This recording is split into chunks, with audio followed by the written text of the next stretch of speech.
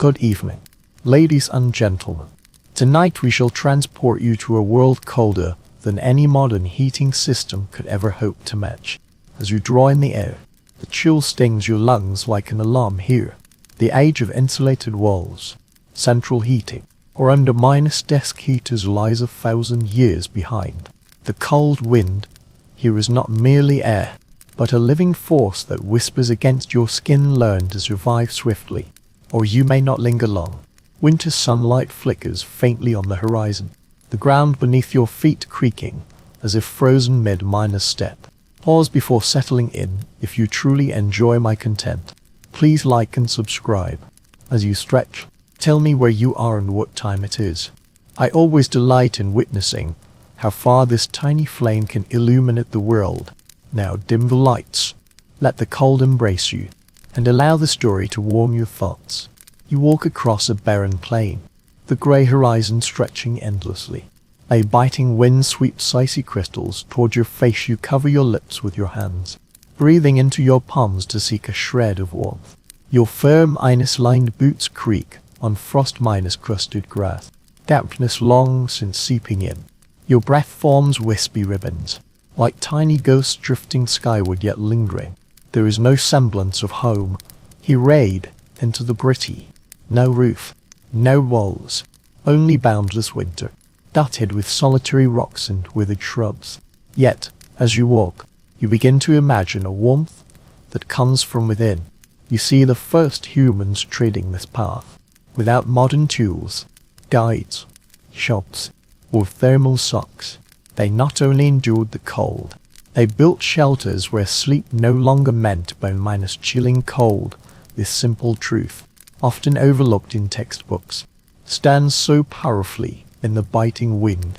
Ancient humans did not wander the ice age like lost travelers. They were engineers forged by survival's demands. The wind shifts again, like a cold hand pushing you forward. You tilt your head slightly, catching another scent, the lingering, stale odor of campfires, as if someone had pitched camp here long ago. The earth still bearing witness. Perhaps it was merely an illusion, but the thought compels you to begin searching for traces of shelter. Scanning the horizon, how did it all begin? When did the first person like you realize the frozen world could be shaped and tamed? Scholars debate whether the first shelters sprang from instinct or inherited wisdom. Some suggest humans mimic animals. Others suspect ancestors sparked creativity. The argument drifts like icy breath in your thoughts as you walk, imagining hunter-gatherer bands crossing the plains, adults scouting ahead, wary of danger, while others shielded children from the cold. You may not know this curious historical fact. In certain glacial regions, people smeared clay and plant debris upon their skin to reduce heat loss, and fashionable, yet remarkably effective. You imagine the peculiar texture drying upon your cheeks upon reaching a slight elevation. Your footsteps instinctively slow. Below, the land dipped into a shallow valley where the biting wind eased. Though faint, the respite allowed your shoulders to relax slightly. You paused, sheltered by the slope. This was your first lesson in primitive survival, how minor terrain shifts could aid against the cold. A simple hollow could block the wind, allowing a campfire to endure. Ancient humans grasped this truth in dire straits, frozen feet, wailing infants, eyelashes encrusted with ice. Yet they learned swiftly, for the cold never forgives. Behind you lay the boundless plain, yet now you felt hope. Had you been one of those ancient people, you would have scanned your surroundings, eyes searching, hands probing the earth, ears straining for the sound of water or the rustle of prey. Yet more often, you would seek shelter from the biting cold, perhaps a cluster of rocks, a fallen tree, or a sheer cliff face. The slightest shift in wind direction could mean life or death. You crouch down, your touch meeting the hard, icy ground so familiar. Thus have humans knelt since time immemorial, probing the earth, sniffing the air, weighing perils. Survival is no novelty, but the most ancient of traditions. As your thoughts sink deeper into prehistory, you imagine the distances traversed by ice age humans, continents laid bare, dangerous yet magnificent, where mammoths roamed and saber-toothed tigers left tracks in the snow. Every tribe must stay sufficiently warm to hunt. The cold is not a singular threat, but an eternal presence. As you rise, the wind snatches at your hood, stealing the warmth your imagination had lent, but that matters not, for it pulls you back to the present. Your purpose here is to learn the ancient ways of survival. You picture yourself gripping a rough wooden spear, a beast's skin draped over your shoulders, the snow crunching beneath your feet. You still have no shelter, not even the shadow of a roof. Yet you begin to grasp the origin of home. It begins with focus, with not freezing. Behind you, the wind stirs the grass. Perhaps a fox, perhaps just frost. You turn slowly, realizing every movement here is crucial. Picture the hunting party that trod this snow-covered ground, their footprints like graffiti across the valley. They may have paused right where you stand now, gauging whether this land could shelter them from the chill. Your gaze drifts to the rock formations below, their jagged edges casting serrated shadows.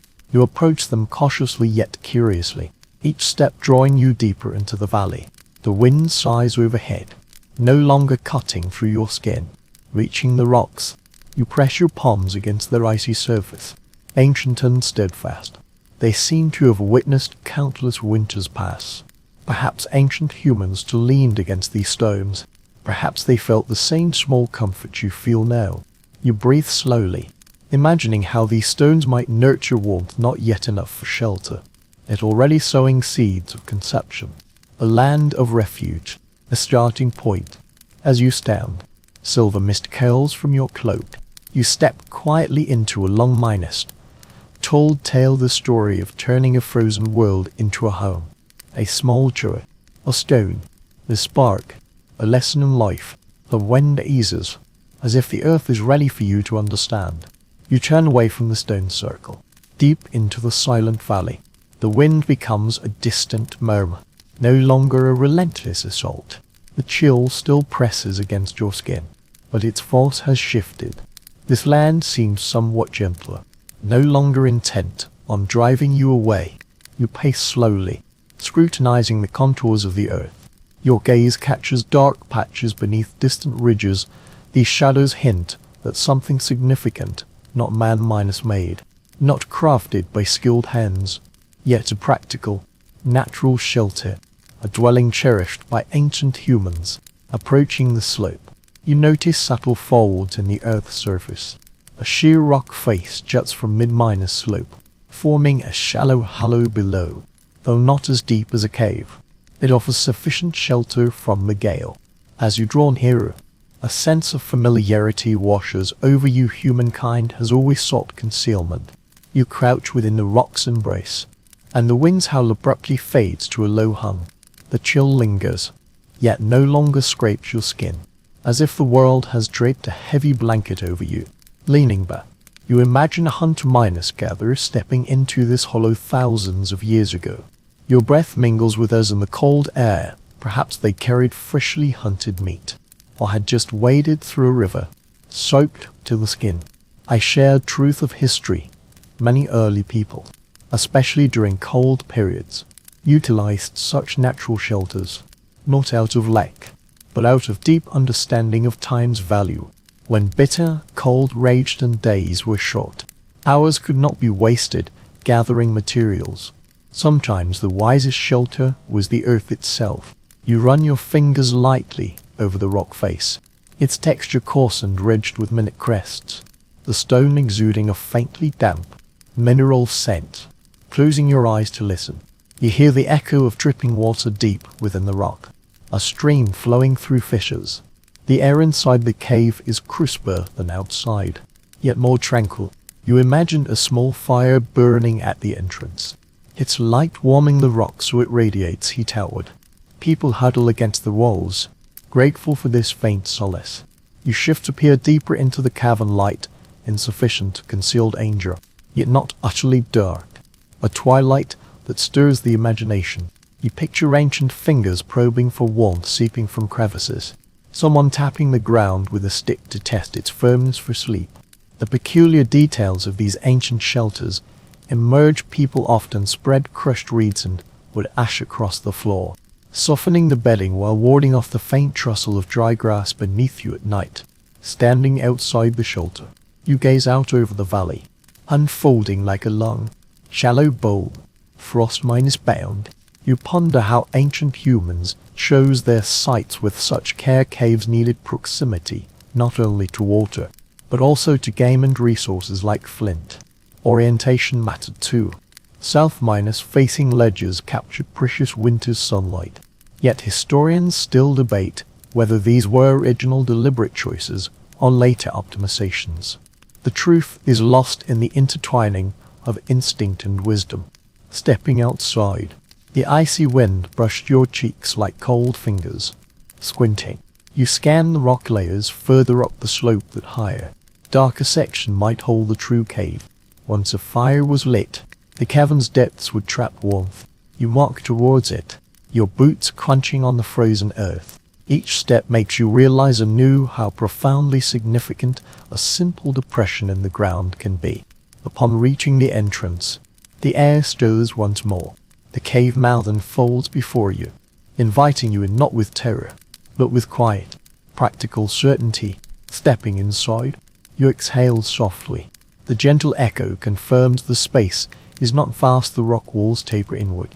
This was precisely the dwelling favored by ancient humans, large enough to shelter a family during storm, yet compact enough to trap warmth.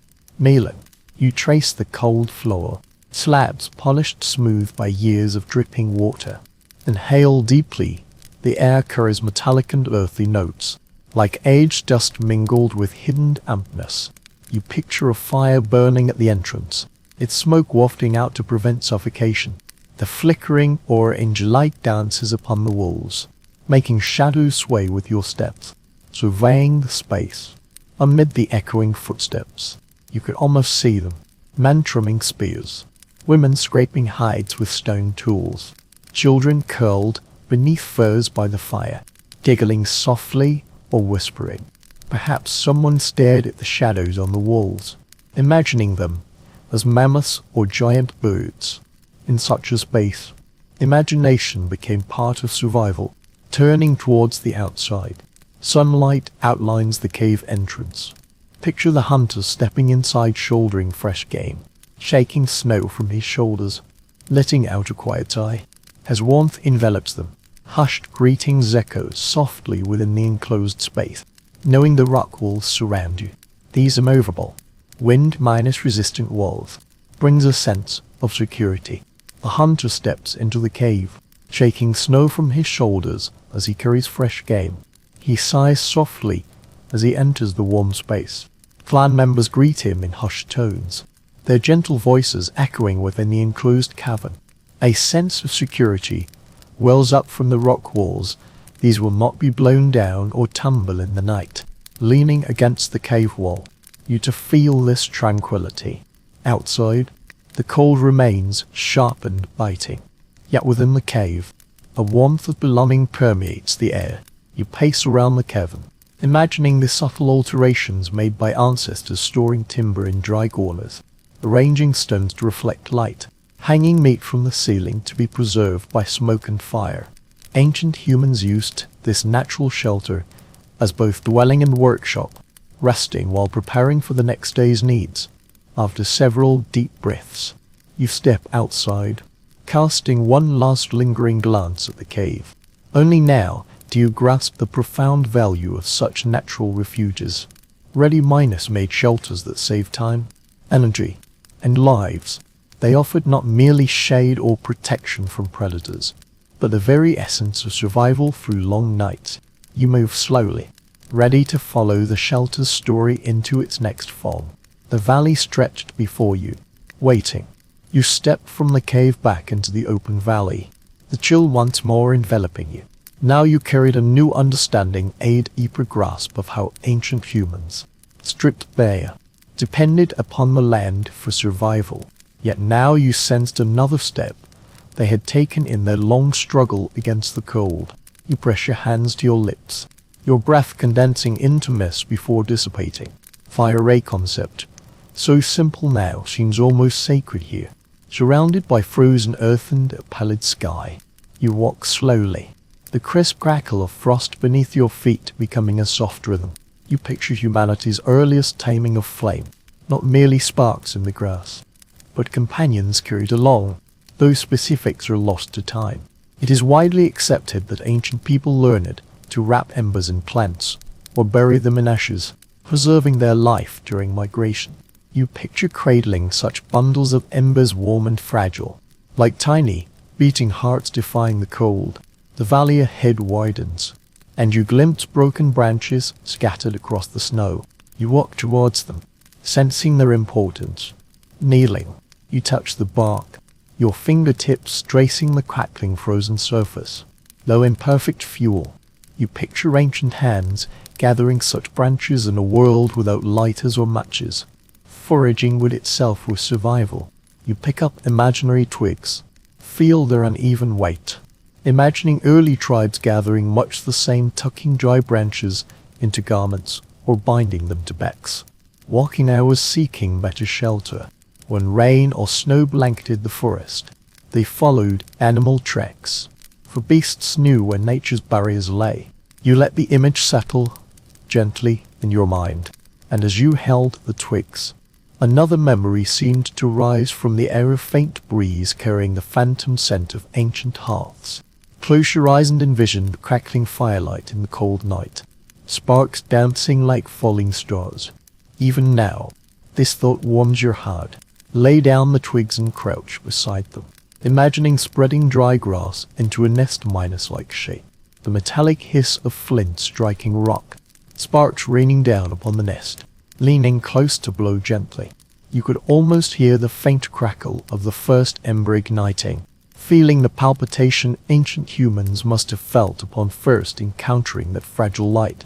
This detail astonished researchers of early survival methods. Certain prehistoric groups had used luminous fungal masses as portable fire sources, selecting tree fungi that smolder slowly without visible flame. You imagine cradling such a block, the warmth radiating through your palms, a faint earthy sweetness strange and unexpected, yet strangely comforting. You gather twigs around and imagine small fire, arranging them carefully. You picture how ancient humans observed wind direction, learned to recognize wood that burned longest, discovered certain dry grasses emitted a soft hiss when ignited. You draw your hands close to the illusory heat, letting it warm your skin. Rising to survey the valley, you realize once more, fire is not merely a source of warmth, but a tool that shapes all things, dispelling the darkness that harbors predators, hardening spearheads, drying damp garments, cooking meat to extend its shelf life and provide sustenance. The glow of the fire gradually becomes the focal point for tales, songs, and whispered conspiracies. You walk on, imagining yourself following a small party as they carry the campfire from encampment to encampment. They kneel by the river, scooping water into wineskins, heating stones until they glow. They arrange branches carefully in a circle, shielding the flames from the wind.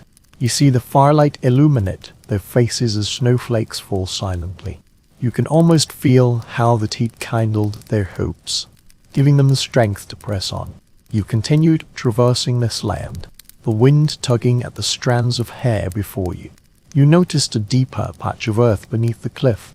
You walked towards it and knelt. Here, the soil was charred black by ancient memory, soil scorched like cinder. Perhaps primordial thunder fire had once kindled wildfires here, or perhaps ancient humans had gathered around it for warmth, sharing quiet laughter and sharpening tools. Your fingertips trace the dark earth, thoughts drifting to the myriad flickering flames that once danced where you now kneel. A question settles in your mind: when did fire cease to be chance, to be the gift of the thunder god? Scholars debate whether humanity's mastery of flame was swift or slow. Some theories suggest we carried the spark within us before we learned to kindle it. This notion lingers like smoke in your mind. Rising, you step back. In the pale sunlight, the charred earth glows faintly, as if still bearing the memory of warmth. You imagine someone sitting there thousands of years ago, adding twigs to the fire, snow drifting outside the window, the flickering light between the rock walls dancing in their eyes. Much like your own now, you stand still for a moment, letting the warmth of imagination permeate your thoughts. If you close your eyes, you can almost feel the heat upon your skin. Smell the distinctive prehistoric campfire, scent a blend of wood resin, animal fat, and the crisp, cold air. You continue climbing upwards, knowing full well that fire was the turning point. Without it, no shelter could offer warmth, no night could be survived. The cold would devour the body, freeze the fingertips, stifle the breath. But the flame fought back with its stubborn glow, for ancient humans had guarded it fiercely. Now you walk here, imagining their journey. As you step onto higher ridges, the sky turns deep grey, the clouds thickening as if heralding fresh snow. You steady yourself against the biting wind, your thoughts drifting to the tale's continuation if flame was the core of ancient survival. The shelters humans built were the skeletal framework encircling the heart, yet that belongs to the future. For now, you draw one final, deep breath, feeling the resolve in your lungs expand, mirroring the will that sustained ancestral lives. Your steps carry the faint lingering warmth of imagined campfires, that warmth like the earliest charcoal bundles carried by clans, faint yet steadfast, moving with you, silently vowing the cold shall not easily prevail. You crest the ridge, and the chill assails you anew. Crossing the valley, the wind nips at your neck not fiercely, yet a reminder of warmth now distant. You slow your pace, adjusting the imaginary fur collar in your mind. Imagination turns to another truth of early survival. If flame is the beating heart, then hides are the walls guarding it. You picture a bundle of hides curled in ancient arms stiff with frost, bearing the game-wise scent of the kill. They were not elegant, yet they saved lives. As you journey on, you glimpse massive rocks leaning at a narrow angle, their crevice sheltering a shallow earthen hollow from the wind. You crouch within, letting the semi-minus, enclosed space envelop you, imagining thick fur draped across the entrance, fluttering like curtains in the breeze. A fleeting illusion of warmth washes over you, though faint. It makes you understand why ancient humans depended so heavily on hides. Your palms touch the earth, and images emerge of hunters returning from long pursuits, shouldering fresh deer or wild horse hides, details often encountered in your studies. Ancients treated the leather with sharp flint blades, scraping away all fat until the surface grew supple. The scraping sound formed a steady rhythm within those ancient shelters. Kneeling now, you almost hear that gentle friction. Rising to gaze skyward, you see faint light piercing thin clouds. You recall the imagined touch of swaying leather curtains. Ancestors not only wore hides, but used them to erect barriers, shielding against cold winds and carving private spaces within cave encampments. Animal skins could be stretched over wooden frames, secured with sinew or weighted down with stones, forming low-minus silencing tents. Now you begin to envision walking along the stone path, selecting sturdy branches, bending them to test their resilience, driving their ends into the earth to form a sheltering framework, then draping large hides over it, the fur side inward to trap warmth, the smooth side outward to resist no accumulation. You pull taut this imagined hide, the earthy, smoke scent of tanned leather filling your mind, your hands slowly dropping. You pause to ponder. Ancient tribes often treated hides with animal brain matter or natural fats. This detail is intriguing. A single brain typically, and only one hide. Such a remarkable coincidence must have been discovered through meticulous observation by early humans. You picture stirring the mixture in a wooden bowl as the cold wind sweeps across the land. You pace around the imagined shelter, sensing how this space forms a fragile yet functional home. The low entrance forces you to stoop, your head dipping beneath the leather curtain. The world softens, the wind's murmur fades, the air grows still. You picture warmth rising from a small central fire, smoke drifting through the roof's narrow gaps. As you sit cross-legged, your thoughts begin to explore the structure, The hides are not merely tools against the cold, but symbols of labor, cooperation, and survival. Historical scenes unfold before you, depicting the entire tribe working together on the tanning process. From scraping, undrying to stitching, children carry small pieces of leather. Adults stretch large hides. Elders inspect the work. You witness these scenes unfold around you, fingers lightly tracing the imagined thick, slightly coarse yet profoundly sheltering walls of hide. You imagine the gentle rustle of wind passing through them, the shadows of the firelight slowly flowing across the surface. Within this space, warmth is within reach. You breathe slowly, picturing yourself tightening sinew straps along the leather's edge to block the chill, knotting them securely to hold the structure firm. You ponder sleeping beneath this roof, sounds softly muffled, the scent of smoked meat and warm fur surrounding you, whispers sharing tales. You sink deeper into the vision, seeing other shelters nearby, some spacious, some compact, some domed, some spanning branches. This diversity makes you realize ancient humans did not adhere rigidly to a single design, but adapted flexibly using local materials. Scholars debate, do regional variations in leather shelter styles stem from climate differences or prey habits? Perhaps each tribe possesses unique construction traditions, stitching technique, beaded edging, or bone carving. Stepping outside the shelter, you straighten your frame. The bitter wind immediately assaults your face, piercing unrelentless, braving the chill.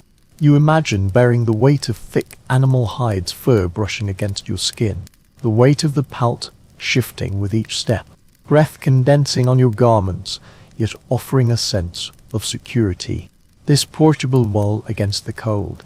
You journey deeper into the valley, picturing how ancient humans gradually transformed hides into more intricate structures. Some tribes built multi-minus layered leather shelters, each layer trapping heat as efficiently as modern winter coats. Others reinforced doorways with bone minus and minus wood frames for added stability. You picture stitching two hides together seam to seam, smoothing the edges with your palms. Kneeling beside a rock, you imagine covering it with smaller hides to form a warm hollow, perhaps a padded sleeping area, or a molded cushion. You see children drifting off to sleep on soft hide, a campfire crackling nearby. You lift your gaze, your breath curling in the chill air, and your thoughts drift to the ancient wisdom of using hides not merely as clothing, but as roof, walls, bedding, and pikes. In many camps, hides defined spatial layouts, separating sleeping quarters from granaries, blocking the cold drafts through doorways, muffling the rumble of storms. Your fingertips touch the icy stone, and you imagine hides stretched across it, forming a barrier. The soft tap of leather against stone as a breeze brushes past. You can almost feel the stark contrast between the warmth within and the biting cold outside. You pause, concentrating, and through imagination, draw a slow breath. A simple yet sturdy shelter has already taken shape in your mind, roughened, primitive, yet undeniably warm, with hides and campfires. Ancient humans transformed the empty valley into a home. Ahead, the land slopes downward once more. You sense the journey is leading you deeper, not only above ground, but deep beneath it. But that belongs to the next chapter of your story. Now you carry the supple strength of the hides, the memory of scraping tools, the quiet warmth of the night-minus shrouded hide shelter. You descend the gentle slope, leaving the imagined hide shelter behind, its smoky warmth still lingering in your senses. The valley opens, the air grows colder, and the earth reminds you in an instant comfort. Here is ever fleeting. Wind sweeps across the ground, brushing your ankles, whispering that you must learn how your ancestors endured endless cold nights. You take another measured step, your boots sinking into softer earth, this yielding ground, kindling a new thought. If the surface offered insufficient warmth, ancient humans learned to dig downward. You approach a shallow depression in the earth, the bowl minus like hollow seemingly carved by ancient water. The wind blows over rather than into the hollow, and you feel the difference. The sting lessens, the pressure On your chest eases, you crouch, hands resting on the rim. The soil is icy yet firm. Following its contours, you begin to imagine how people might have shaped such hollows into life minus, saving pit dwellings. You slide into the hollow, boots slipping slightly on the loose earth. Kneeling, palms pressed against the ground. You close your eyes for a moment imagining, digging not with metal spades but with sharp stone, sturdy sticks, or even bare hands scraping through the frozen surface, severing slender roots, hoisting clods onto shoulders as cold air weighed heavily upon the nape. A well-minus documented detail. In archaeology, early humans used rudimentary tools to create semi-minus subterranean dwellings, far more insulated than open huts. The earth itself became an insulating layer, cradling inhabitants within its walls. You pause and survey the space, envisioning a shelter for an entire family. Your toes trace a rough arc, slowly rotating as your imagination sketches the dwelling's perimeter, deeper soil encircling it, circular trenches carved through days of toil. Picture a group lumbering together, breath visible in the cold air, movements synchronized in steady rhythm. Some dig, some carry earth, some prepare roof poles. You crouch once more, fingertips brushing the clay, and a vague notion surfaces, an extraordinary yet logical method born of ancient wisdom. In certain frigid regions, tribes reinforced cave walls with mud-minus coated woven branches, forming a multi-minus layered structure that hardens upon drying, both blocking cold winds and enhancing stability. Imagine smearing wet clay onto the framework, hands coated in sticky mud, the damp earth's scent filling your nostrils. This method might seem peculiar, yet proves remarkably effective. You shift slightly, considering the floor issue even within the pit. Their earth remains icy, thus the conception of a base layer of dry grass or reeds, or leaves piled beneath the grass. Beneath this layer, a cushioning base creates pockets to trap warm air. Picture someone meticulously laying out bedding, smoothing out creases, flattening undulations. These simple actions prove crucial for enduring the cold night. Rising, you see the next step, the roof. Researchers propose that early builders laid long branches across the pit's opening, forming a light dome to support animal hides, reeds, or rammed earth. Picture gathering thick branches from nearby thickets, dragging them across the snow, climbing the pit's edge to span the opening, each branch bending slightly under its own weight. You exhale slowly, your breath rising like faint smoke. The cold wind finds little foothold here, and you feel the cave's protection acutely. Your thoughts drift to a question that still puzzles experts. Did early humans deliberately choose the depth, or were they constrained by time and physical strength? Some anthropologists suggest groups experimented with different depths based on local temperatures, while others believe convenience was paramount. This uncertainty lingers in your mind like a gentle breeze rustling through the grass. You glance upward toward an imagined roof animal, hides laid over branches, edges sealed with stones, perhaps a layer of reeds for insulation, the top compacted with soft snow if handled correctly. Snow traps heat. Picture crawling into the finished shelter. Its entrance narrow enough for only one person, yet there's very narrowness preventing heat loss. Lower your head to enter, mentally stepping into this space. Inside, silence reigns as the outside world fades away, only the whisper of wind brushing overhead reaching your ears. Picture a small fire burning in the central hearth pit, smoke escaping through narrow gaps in the roof. Warmth envelops you, rising gently, caressing your face and hands. Kneel within this imagined home, feeling its contours rounded, compact, reassuring. Picture a family gathered round the fire, some roasting tubers, others drying jerky, children wrapped in furs, curled in their parents' arms, sleeping gnats pressed against the walls. The surrounding earth radiates a faint warmth, its heat minus retaining capacity far surpassing that of the open air. You lean back, letting the space envelop you, pondering how pit dwellings existed in diverse forms across the ancient world some shallow and bowl-like, covered only by simple lids, others deep enough for one to stand upright, some with side walls carved into storage niches, even elevated platforms built of branches and stones, sparing inhabitants from sleeping upon the cold earth. Climbing out of this sanctuary of the mind, you stand at the pit's edge as the chill wind brushes your shoulders, gazing down upon the hollow you've carved with your own hands. A quiet reverence for ancient human ingenuity wells up. Though the earth is cold, it can shelter, conceal, and hide, retaining its warmth long after sunset. Step back and imagine an entire tribe employing this method. Clusters of pits scattered across the valley, some newly hewn, others ancient and crumbling, with wisps of smoke drifting from roof cracks. The soft glow of firelight reflects the murmurs carried on the cold night air. You depart slowly, your footsteps crunching on frost, yet the warmth lingers. The pit dwellings span the valley, new excavations intermingling with collapsed ruins. From some roofs, wisps of smoke rise, soft firelight glows through, and murmurs drift on the cold night air.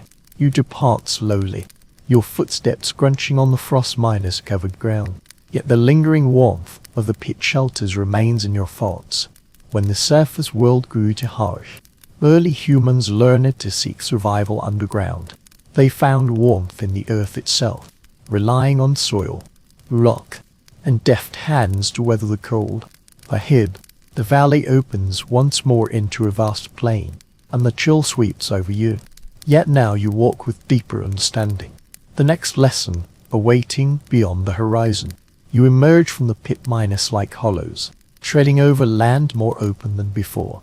The biting wind whips low, swirling thin veils of snow that trace slow arcs around your ankle. You pull the imaginary fur collar tighter, picturing how your ancestors must have marched onward. Each step reminds you, in their world, cold was not a transient visitor, but an eternal master.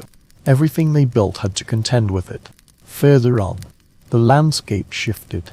The valley narrowed into rows of pallid grasses and scattered stones, beyond which a glint of white shone, and either snow nor ice, but something grander, its curves and angles impossible for natural hills to sculpt. You pause, squinting, cautiously drawing nearer until the truth becomes clear. A colossal wreckage buried in froth, ancient bones so immense they take your breath away. As you drew nearer, the scale of the bones overwhelmed the imagination. Each rib was as thick as a tree trunk, towering above your head, bleached white by wind and sun. You stood for a moment, sensing the lingering spirit of a creature that once shook the earth, running your palm over a rib, touching the shallow grooves etched by wind and frost upon the bone's surface. Cold and solid, unexpectedly smooth, standing before this colossal skeleton, you finally grasp another ingenious solution ancient humans devised against the cold. They not only hunted mammoths for meat and hides, but also repurposed the bones as building materials. Numerous discoveries indicate these colossal skeletons once formed the framework of winter shelters.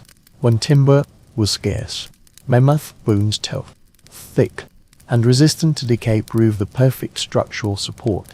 Circling the skeleton slowly, imagine the ancient humans' expressions as they surveyed these bones, a mixture of awe and opportunity. They would surely have seen the ribs as ready-made arches, their natural curves forming perfect supports. They would have noticed the tusks, smooth and heavy, ideal for reinforcing door frames or bolstering roof beams. Picture someone tapping the ivory with a stone tool, listening to its deep, resonant growl echoing through the bone. Kneel beside a thick leg bone and try to imagine its weight pressing into your palm. Picture the squad working together to hold the skeleton back to camp gasps, like bursts of air, boots slipping on the snow. The process demanded astonishing strength and coordination. Details. Now widely known mammoth bone houses were often constructed from dozens of meticulously arranged bones, sometimes forming circular structures large enough to house extended families. Imagine the teamwork behind such planning decisions. As you rise, a new thought emerges. Researchers have discovered that certain mammoth skeleton structures incorporate decorative elements, beads, carvings, animal skulls deliberately placed around the periphery. This suggests the shelters serve not only practical purposes but also expressed identity or ritual significance. Picture ivory beads suspended from ribs, tinkling softly like wind chimes, murmuring as a breeze passes.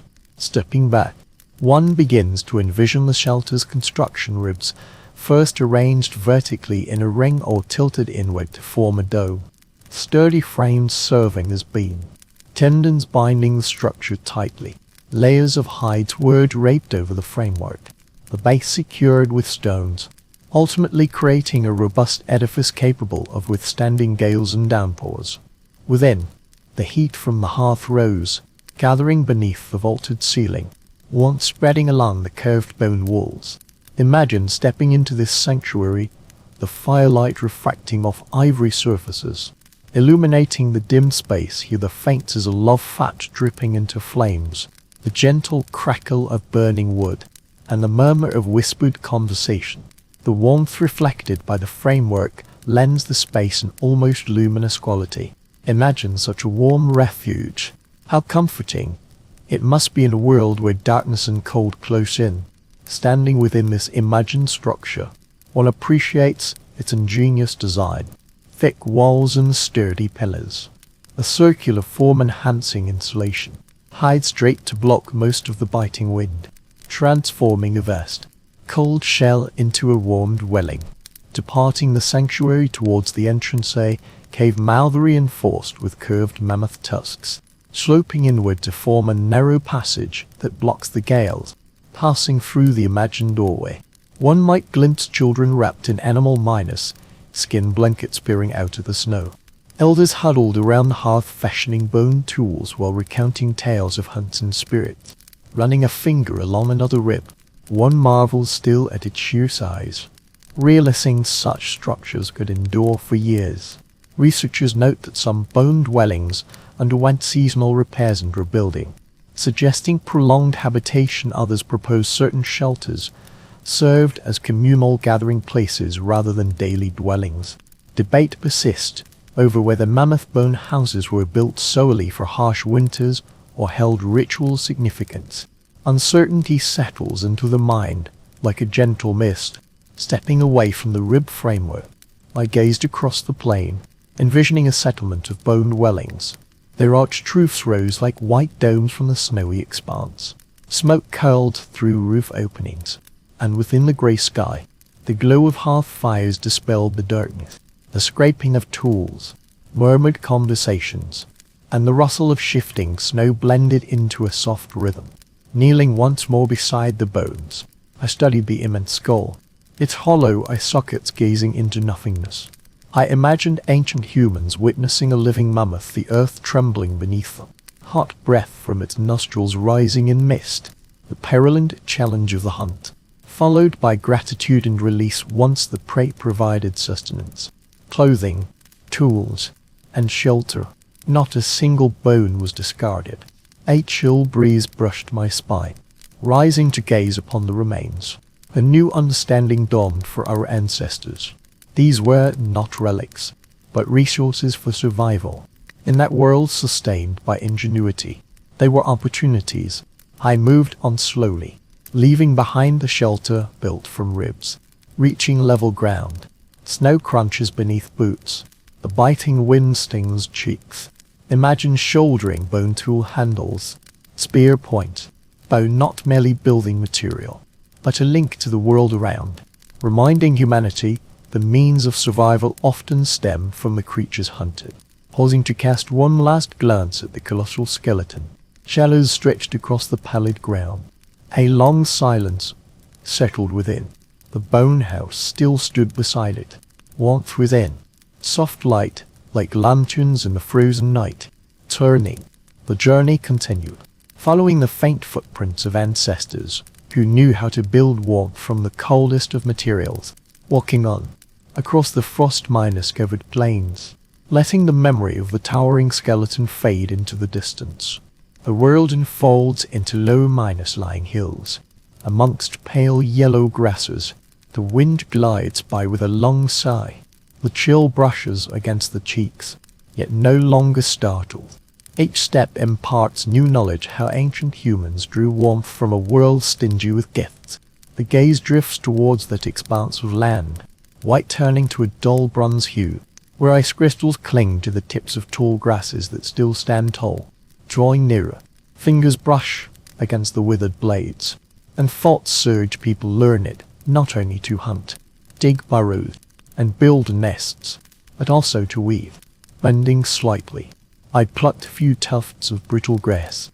They crackled between my fingers, pale yellow dust settling upon my skin. Closing my eyes, I imagined the touch of someone's palm upon this material thousands of years ago. He must have sensed how the grass stems bent without snapping, how the river reeds were smooth and supple, how the earth dried into a hard shell. Simple knowledge, yet simple knowledge often wrought miracles. Crouching in deep concentration, his thoughts drifted to the labors of ancient craftsmen. Archaeological evidence confirms prehistoric communities wove grasses and reeds into mats, using them as wall coverings and insulation for shelters. These woven fabrics trapped warm air, much like modern insulation materials. Picture of family seated in a summer's gruel, fingers darting swiftly as grass stems weave through their palms, until the rhythm becomes a soothing sound, the soft rustle of reeds filling the air like gentle murmurs. Take up an imaginary stalk once more, twisting its slender fibers until they squeak softly in your palm. Picture binding them into cordage. Ropes could stitch hides together, secure wooden frames, and suspend bundles of food beyond the reach of scavengers. A flicker of admiration stirs within, contemplating the ingenuity behind such craft. Humankind not merely surviving, but elevating the world with every weave. Lifting my gaze to the frozen riverbed, tall reeds lined the banks, their golden stalks swaying beneath the frost's weight. I walked towards them, the crisp, frozen earth crunching beneath my feet. Reaching the shore, I knelt, my palm gently touching a reed. It bent gracefully, as if inviting me to gather it.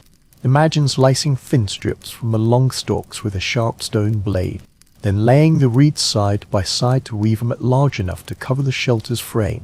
Running fingers along the reed's smooth surface reveals an intriguing detail of ancient dwellings. People mixed earth with chopped plant fibers to create primitive plaster. Once dry, this plaster proved unexpectedly sturdy, sealing cracks while shielding interiors from the chill. Picture scooping wet clay, blending in shredded reeds, and pressing the mixture onto timber walls. The scent of damp earth fills the senses, cool, primal, and strangely familiar. Standing before the wall, picture the construction first. Rows of wooden stakes driven into the ground, then coarse, curved bundles of reeds woven and bound around them. Imagine the soft rustle as the reeds gave way to each tightening knot. Thin mud was smoothed over the surface, flattening the woven texture. Once dry, the wall hardened like armor, shielding against cold winds and supporting layers of animal hides. Stepping into this imagined sanctuary, a hand glides over the reed surface, finding its solid beneath touch. A breeze carries the scent of dried grass, mingling with the warm air of the barn. The interior holds a stillness far deeper than the outside. Picture the soft glow of a central hearth fire casting gentle light upon the pale walls. Reed mats cushion the floor, muffling footsteps, while thick bales of hay form beds. Pressing down on the matting, it yields softly, releasing a faint earthy fragrance. Sitting cross-legged, listening to the silence, one imagines someone approaching from behind, arms laden with freshly harvested reeds. By the riverbank, figures sort the reeds by thickness and length. Children pause to imitate, repeating the motion of folding the stems. Day after day, this labor weaves a natural rhythm, the cadence of an ancient settlement, repairing dwellings, improving homes, through the changing seasons. Closing one's eyes for a moment, letting imagined warmth seep into thoughts. New ideas drift down as softly as falling snow. Scholars speculate that early humans used thick woven mats as movable walls, adjusting the scale of their shelters with the weather. Flexible partitions were easy to move, creating private sleeping spaces while blocking cold winds. Imagine placing a partition at the entrance, narrowing the passage to trap warmth, then crawling towards the doorway, peering out at the wind, the earth shifting beneath the slow sweep. Stepping outside, the abrupt temperature drop brings sudden realization when skillfully employed. The simplest natural materials become formidable allies against the cold. Returning to the fields, let fingers glide along tall grass stalks, soft blades brushing skin to draw a faint smile. Picture ancient humans learning each plant's properties, which grasses curl when dried, which reeds crack in cold, which mud-minus fiber mixtures prove strongest. Picture elders imparting knowledge with quiet assurance, guiding younger members in selecting materials as they tread across frozen mudfloods. Scraping fragments into powder with fingernails awakens memories of ancient building techniques, different soils requiring different recipes. Modern experts debate planning choices. Did the ancients test mixtures born of purpose or shaped by circumstance? The question of timing taps lightly at the heart, needing no answer. A step further along the riverbank, reeds sway gently, dry leaves rustle softly. Picture the entire village, low thatched cottages, curved walls, layered mud minus and minus reed roofs, sun minus dried hides and mats. Children gather reeds, adults mend damaged roofs. As night falls, warm lights flicker within each dwelling, soft and gentle beneath the shelter. Leather rustles against your side in the breeze as you take your final step away from the riverbank. Your fingers grasp a handful of reeds, experiencing one last time the simple magic humans have learned to shape the earth. And you learn to listen. Note the bend in the stems, the resilience of the reed's fibers, the stickiness of the wet clay. Walls crafted from minute observations, shielding against the chill of the bay. Onward, the path curves gently towards the next chapter. Warm earth creaked beneath my feet, the horizon faintly glowing. Somewhere in the pale sky, thought still heard the soft rustle of woven mats, welcoming rest. Leaving the whispering reeds behind, I pressed on across the frosted plain, feeling the chill seep back into my skin. Each breath condensed into pale clouds that rose slowly through the air, gradually dissipating. The earth seemed vaster and quieter, awaiting the continuation of another long tale of survival. A few more steps, the faint crackle of snow boots, and memories surfaced. Following the warmth of the fire's burn, yes, but the journey demanded shelter. Following the migratory bands, traversing shifting seasons, ancient humans discovered warmth, pausing upon small hills to gaze upon hunters from horizons.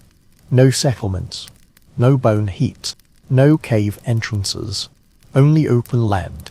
Imagine nomadic tribes traversing it, carrying their belongings, breath-forming wisps of cold smoke, staring intently.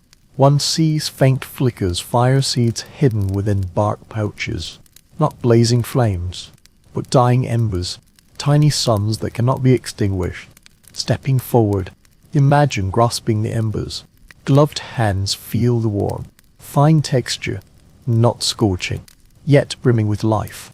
Ancient cultural records describe customs where groups carried bundles of living fire, tightly wrapped in dry moss and secured with bark strips.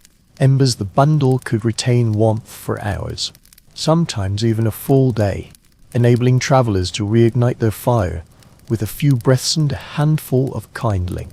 Picture unwrapping the bundle to reveal an orange glow nestled within soft fibers. Kneel to gather the imagined grass bundle, gently shaping it into a vessel. The fibers feel crisp and hard, yet carry warmth amidst the frost. Picture placing a coal-miner-sized seed at its center, tightly bound, a faint warmth radiating outward. Hands touching this precious thing, remembering its fragility. Night falls, the campfire blazes, and a scene emerges of family trekking across the snowy plains. Adults bearing spears and tools, children wrapped in blankets pressed close to their chests. A traveler's leather pouch sways as they step inside to rest. Activated charcoal wrapped in blunt fibers, retaining warmth for hours without kindling. Warmth awaits, just steps away when the cold wind tugs at sleeves.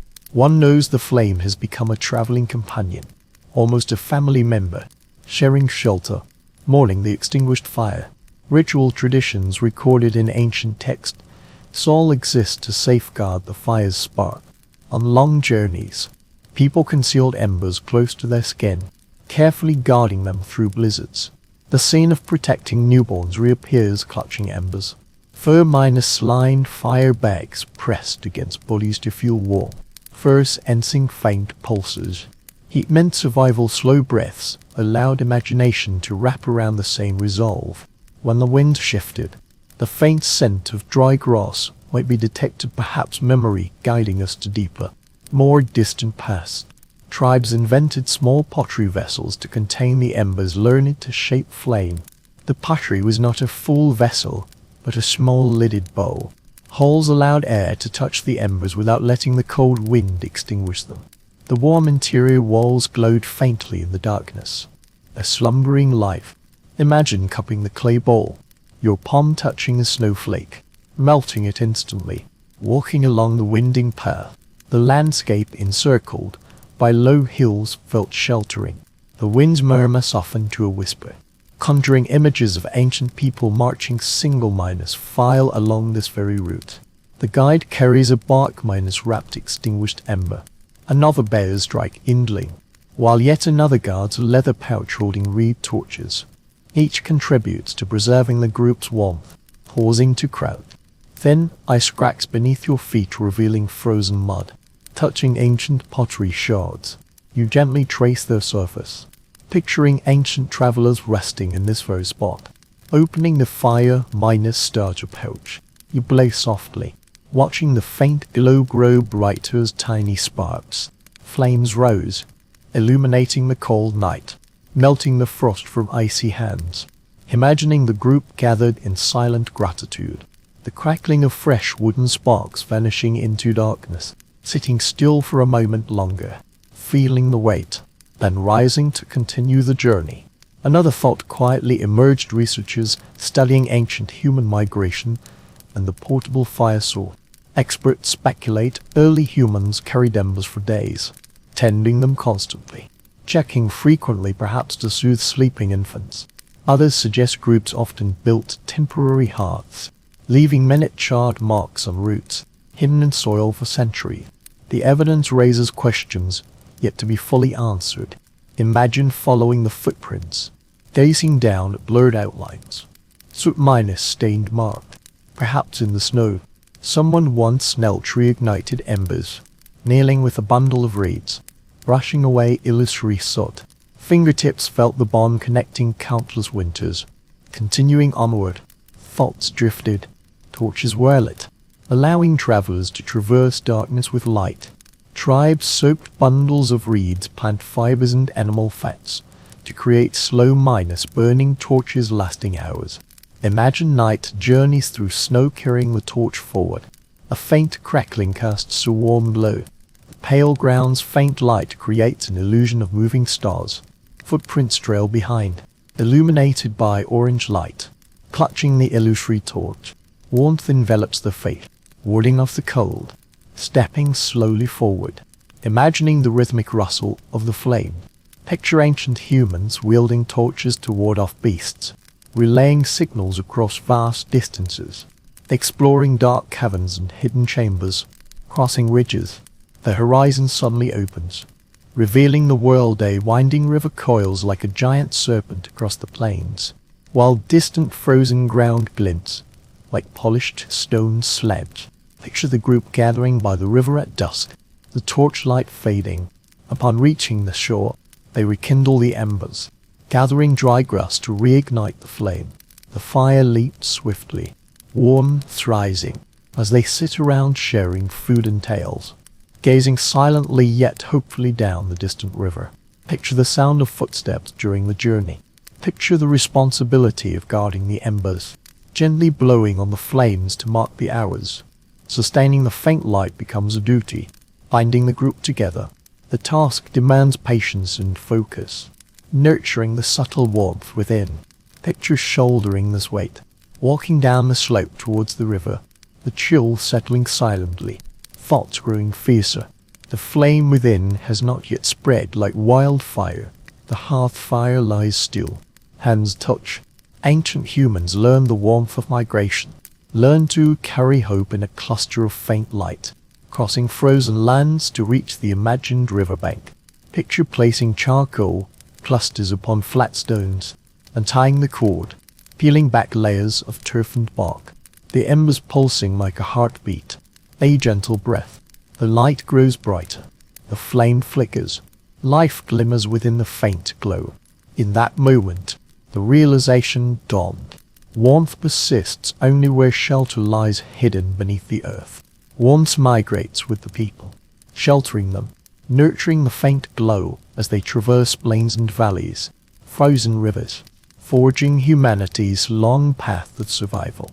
Walking along the edge of the glacier, listening to the faint crackling of the ice, the surface pale and the chill piercing, clothes slip away, cold lingering upon the skin. Imagining wrapping oneself tightly in a fur cloak, shoulders drawn up, gazing out over the open plains. A new thought emerges. Warmth comes only from shelter. Sometimes warmth comes from clothing, layered around the body to form a personal dwelling. Garments become a portable shelter, carried along as one walks, breathing slowly. Imagine standing in the same spot thousands of years ago, feet trapped in layers of fur, legs disappearing beneath. A strip of fur fastened across the chest, supple leather stitched with sinew thread, waterproof woolen boots devoid of synthetic fibers, every garment meticulously scraped, softened, and sewn over hours. Picture ancient humans gathering hides to craft clothing together, the scent of fresh leather filling the mind, mingled with the earthy, faintly sweet aroma of soil. Crouching by the riverbank, your hand touches the icy ground. The chill creeps upwards, reminding you of the importance of proper clothing. Archaeological details reveal that ancient people layered hides according to the weather-soft inner layers provided perfect insulation, while tough outer layers resisted damp. Imagine selecting combinations for snowy environments, where each layer makes the cold feel slightly more manageable. Picture primitive people fastening cloaks with bone pins, thick pelts draping down their backs, dense fur gently brushing their legs with each sway. Reach out to adjust the cloak, feeling its tangible weight. Imagine the sound of boots striking the ground, fur minus lined ankles bound with sinew cord, each step a soft thud, the fur rustling softly. Observations at winter sites reveal people stuffed boots with dry grass for added warmth. Picture the grass shifting within the footwear, a gentle cushion enveloping the feet, locking in thoughts of warmth. Then, imagine hands gliding over double minus layered leather mittens, soft on the inside, smooth and resilient on the outside. Fingertips perceive warmth, gathering spatial memories. The difference in single gloves on cold nights, comfort intertwined with numbness. Continuing along the river, figures begin to appear. Scenes of people preparing winter garments emerge in the mind. Long minus distance travelers, some scraping leather with stone tools, others twisting sinew cord. Sewage, leather softeners, those pulling wooden beams, walking seams, silent listening, work, scraping, stretching, tapping. Bone needles pierce leather. The detail astonishes. Early human studies of clothing. Bone needles polished smooth, discovering the site. Needle points from 10,000 years ago, suggesting intricate stitching, complex seams, perhaps adorning garments. Imagining threading needles, delicate sinew threads slipping through fingertips. The scene, sewing leather, slow and cautious, pausing to gaze at towering rock formations. Imagining windbreaks, cutting garments, someone seated upon a flat stone. The scene unfolds in the mind. Some cut narrow leather strips to bind cuffs and boot tops, others shape hoods lined with fur. Imagine placing the hood over one's head, feeling warmth enveloping the ears, breath condensing on the neck, cold air stinging the nostrils. Picture pulling down the scarf minus white garment, its soft fur minus line straps spreading warmth across the cheeks. Breathing grows calmer, the fabric faintly carries the scent of smoked animal hides. Setting out once more, steps steady and deliberate. These garments shield against frostbite across the ice fields, enabling hunting, gathering, and the building of homes. In the depths of winter, one senses the fluid protection of each layer. Thoughts drifting with cultural evolution. Scholars study ancient garment fragments, deciding how distinct regional groups shaped attire. Some devised hooded tunics. Others crafted layered cloaks adorned with overlapping appliques. Beaded feathers and carved ivory served both ornament and function, marking tribal affiliation while commemorating hunting feats. Picture mothers teaching sons to bind wrists and ankles. Fathers demonstrating how to tighten hoods. Wisdom for traversing blizzards passed down through generations. Book learning must meet tactile practice and repeated drills. Air fills the silence. Commands are gentle, laughter warm, corrections soft, soothing scraped smoothing leather, pausing to gaze at imagined groups, preparing gear, raising arms to test strides, layers of clothing bouncing, heels tapping the ground, checking boots and soles for ice grip, shaking cloaks for settling into place. Every detail is considered. Cold presses out paths, small rivers and hollows, staring at the ice, imagining crossing, layers of clothing, suddenly essential. After leaving the river, the chill seeps into the bone. Hours of trudging, imagining treading out, boots echoing with each step, cloak billowing, hood cutting through the wind, woolen mittens lock in warmth, hands steady, garments bear the weight of craftsmanship.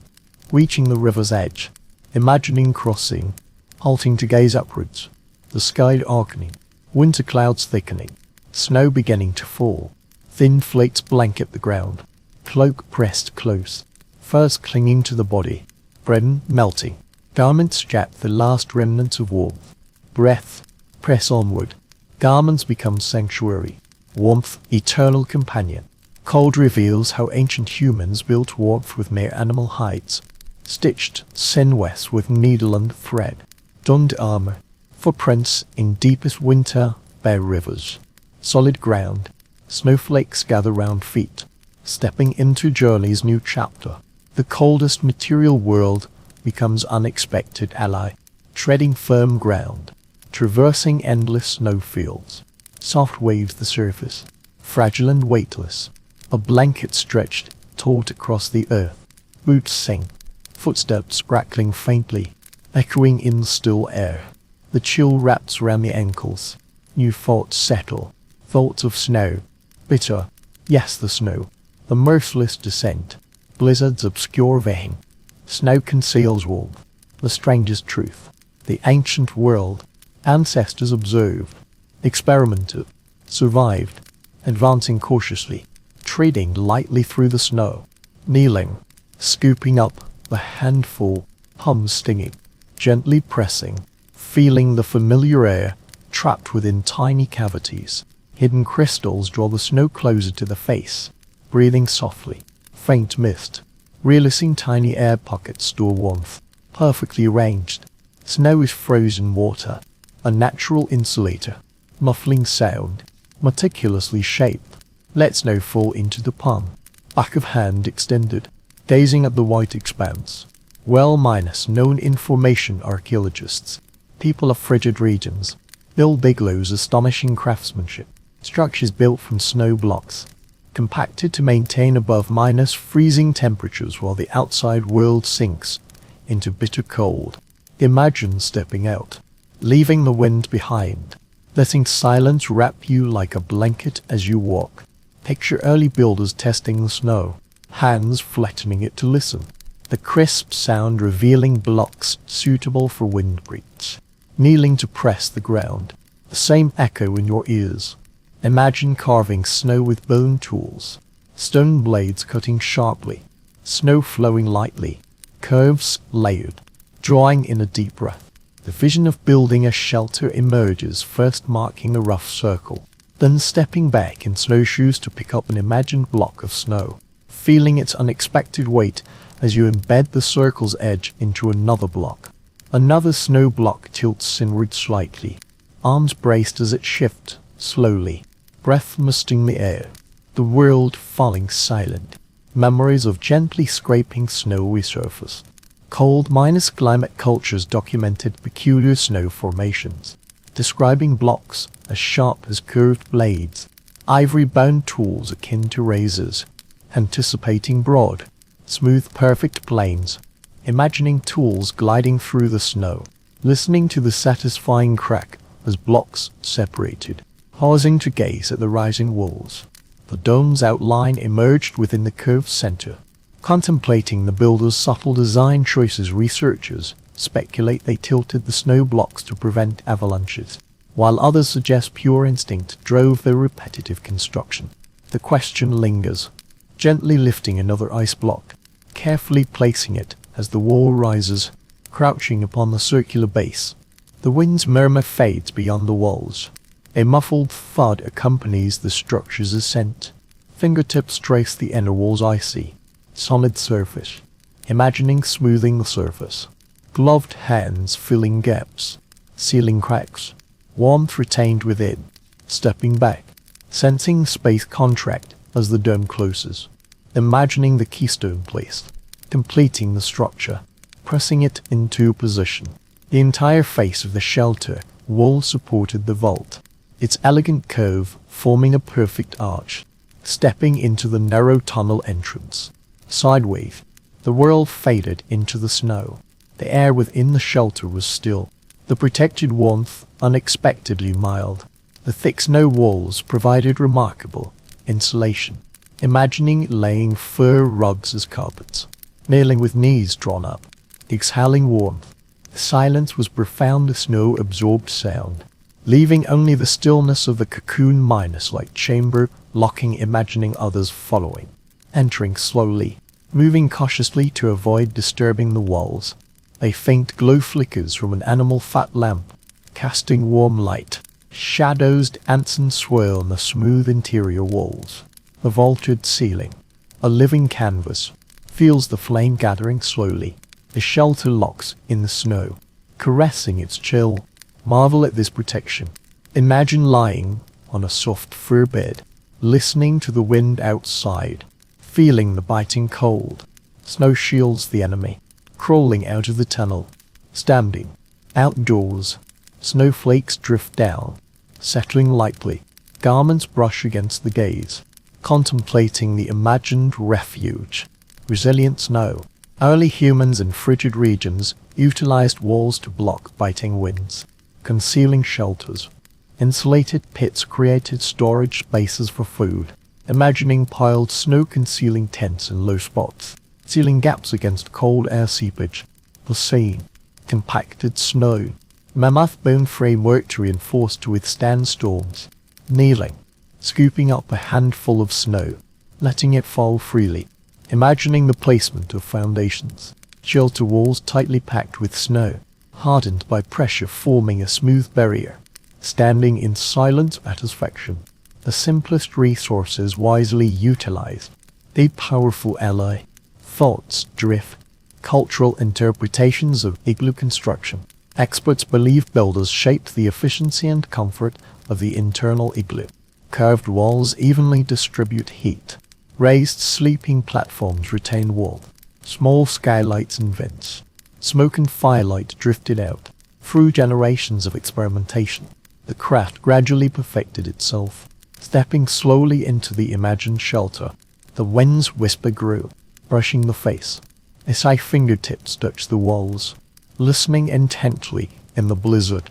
Snow sealed the home, steadfast. The storm's footsteps drew ever nearer. Planes swept overhead, leaving faint traces. The sky darkened. The air grew heavy. The scent of snow drew closer. Footsteps were steady, the heart serene. Imagining, ancient humans bore knowledge, mastered the art of shaping snow, trusting the coldest material to find the source of safety. Continuing onward, the horizon rises. Somewhere among the hills, a gentle slope holds a warm revelation, now bearing soft silence. The snow hut's curved walls faintly glow. Imagination leaves the soft stillness of the snow hut and begins to walk across the stretching landscape. Scattered stones rise from the earth, forgotten markers, varied in shape and size, some rounded by weathering, others sharp, stubbornly rooted in frozen soil. As one approaches, the wind shifts, a gentle push to the side, a turn of the head, and instantly it becomes clear these stones were once the world's cold, life minus stealing breath. Amid fierce gusts, early humans learned to tame the wind, crouching within simple stone circles. The stones brushed against palms, cold and rough, yet unexpectedly solid. Imagining the weight lifted by outstretched hands, muscles straining. Early humans hauled stones to riverbeds and foothills, selecting blocks heavy enough to be stable yet manageable for transport. Observation reveals clear patterns in ancient campstone arrangement shielding fires from wind, circular formations sustaining flames through long nights, fragile sparks transformed into dependable warmth, rising to survey.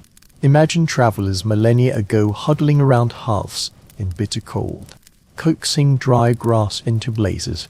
As gales shifted embers, someone began arranging stones, building a barrier around the fire, stones blocking the headwind, bending the cold air, passing through the flames, slowly imagining, constructing a circle, crouching down to pick up imaginary stones, feeling their weight and steadiness, placing them gently with both hands, selecting another stone, arranging them in a ring, stones tilted to meet, forming a low wall, adjusting the stones.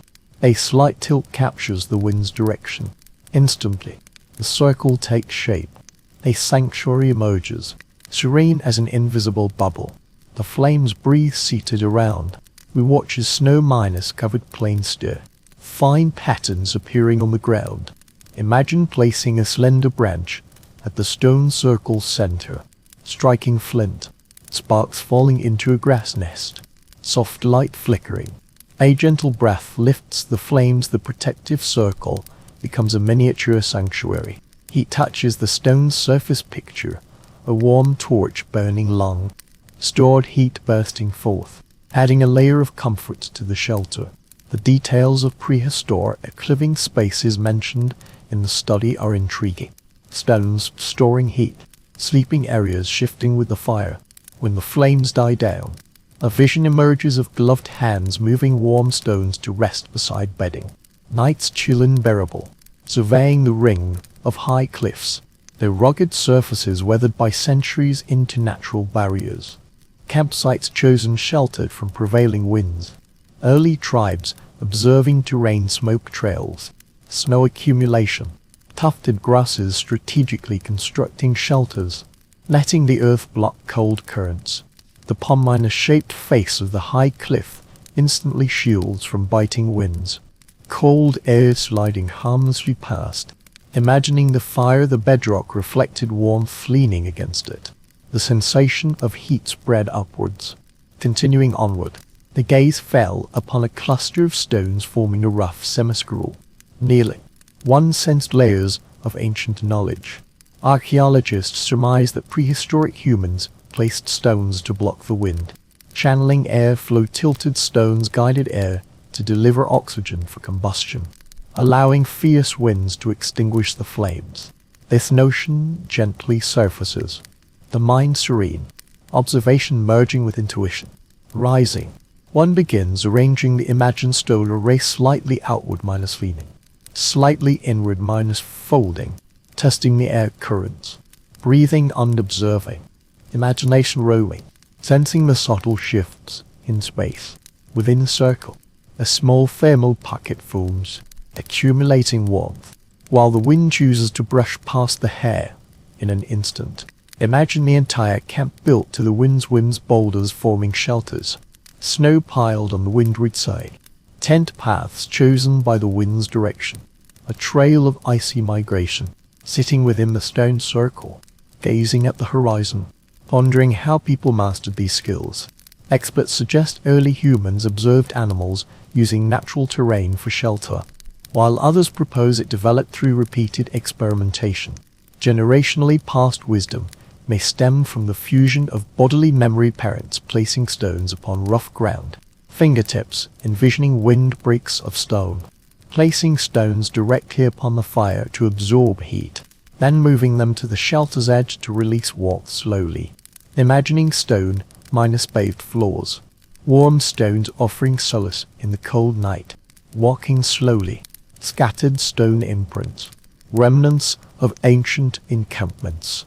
The windbreak long since collapsed, the hearth piled high with charred embers, an orange glow seeped from the circle.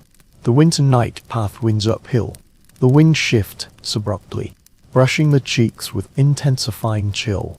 At last, one understands stones once guided ancient hands, shaping the flow of air to build a world of warmth. Such a gift is rare indeed. Ahead lies the fork in the journey's path, the boundary between shelter and comfort. Danger hung like a wisp of mist. Spotting the stone circle brought a sense of calm. Wisdom carried my steps as I climbed over scattered stone formation. The gentle slope ascended. The wind grew fiercer. The chill brushed my cheeks. The subtle traces were the lamb's persistent reminder warmth must be earned. The slope turned. A shallow basin appeared. The air changed abruptly. Heavy, almost suffocating. I paused to breathe, sensing the valley attempting impart the art of building walls to trap warmth, permitting smoke to escape as heat dissipates. Ancient humans unraveled survival's intricate riddle-ventilated shelters, stepping deeper into the basin, reaching rock formations. The outline of a broken lintel evokes the shape of a refuge. Within the vision, flames burn at the center, crackling as sparks drift. Smoke condenses. The air stings, coughs, curled in thought, recalling the ancient shelter's cleverly designed opening guiding smoke upwards, guarding precious heat. Sitting on the frost-minus hard ground, imagining a crude tent, the campfire low and smoldering, walls towering, smalled or curtain open. Wind stirs the curtain, smoke drifts outwards, cold air surges in. Archaeologists discover the ruins, the ventilation patterns of charred roof. Clues in soot-mine-escaped caverns reveal how people mastered airflow. Astonishing ingenuity extended to shelters leather-minus laced baffles swayed gently, forming flues. Warmth lingered within. Low roofs and insulated walls maintaining balance between oxygen and smoky heat. Picture one tending the fire, poking the embers, while another kneels at the vent, checking the smoke rises pure and clear. This simple choreography safeguards the shelter through long winter nights. Picture deeper, heavier structures, houses built of mammoth bones, spaces layered with hides, smoke gathering swiftly, carefully planned, narrow bone channels extending upwards, openings at head height, tiny slits through which smoke trickled like a stream. Scholars generally believe the shafts were artificially carved, while the curved bone channels were natural passages. Imagine the bone surface touching chisel mark, smoke rising along the groove, gazing at the shelter's horizon, snowflakes dancing in the wind. Early humans observed smoke swirling around the dome, gathering in corners, escaping through cracks, or perhaps experimenting with hole the size of the passage. The shape of the baffle, the combination of building materials, an ideal balance of warmth and safety. Imagine lying flat on the rock, placing hot stones, maintaining stability by the fire. Heat and smoke rise through the small hole at the top. Animal hides cover the gap, propped open by curved wooden sticks. The weight forms a funnel. Smoke and air move slowly, like a ribbon turning left. Imagine communal life in a semi-minus, subterranean pit dwelling. The roof is shaded by branches. Sitting in the enclosed space of frozen earth, smoke gathers rapidly, an unattended scene. Ventilation channels, carved angled wall tilts outward. Researchers hypothesize the slanted vent blocks cold air ingress. forcing warm air to expel smoke. Imagine holding the vent, feeling a trickle of warm air rise and brush your fingertips. Close your eyes, the shelter buzzes with voices. A baby sleeps swathed in fur. Mothers and elders meticulously shape bone points. By the firelight, someone stirs a pot of hot soup. Aroma steam and fill the space. Everything depends on the vent's operation, whether it flows freely or smoke accumulates. The great heat currents swiftly dissipate. A silent, precise design embodies gentle, reverent wisdom. The builder stands gazing, the natural opening like a basin, treading over mottled ice marks, reaching the entrance, taking a deep breath of the cave air. Cold air sinks, hot air rises. People master the fire's position, the cave's natural currents guiding the smoke. Imagine the passage by the fire. Smoke gradually rising through the hole, passing through the ceiling. Smoke drifts and vanishes into darkness. Gazing at failing traces, touching the roughness of the cave wall. Fingertips encounter shards of marks. Countless campfire imprints narrate tales of nights past, times of sharpening tools, and the solace of rest, revealing airflow trajectories. Soot deposits linger longest. Researchers decipher the stains, understanding how ancient people mastered smoke extraction with uncanny precision. Into deeper caverns, faint echoes of dripping water. Moisture adds complexity. Smoke behavior in humid air proves unpredictable. Warm currents laden with vapor rise slowly. People sense the shift, adjusting vents accordingly. Imagine reaching to adjust leather flaps, widening openings to guide smoke into the open air. Breathe slowly as wind brushes hair, gently turning one's face to meet it. Picture early builders studying wind patterns, observing valley currents, gazing at cliff eddies to master the rhythms of ventilation. The refuge functions effectively. Kneeling, imagining the smoke's flow within the fire circle. Its initial soft spirals. Smoke curls upward, the flame's outline growing distinct. Testing the draft with a light breath. Warmth brushes the cheek, turning to watch.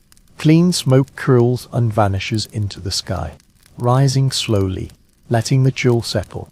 The concept of the ventilated shelter demands patience, requiring vigilant, silent experimentation. Ancient humans listened to air, earth, and flame, creating safe spaces filled with warmth and breathable air. As winter's grip tightens, the sloping ground hints at warmth yet to come. Within the fire's sanctuary, people share the night's embrace. Down the slope, the wind eases, soft wisps brushing past the ears. The chill lingers, a prickling sensation lingering. Having traversed countless shelters, the imagined land grows ever more tranquil and serene.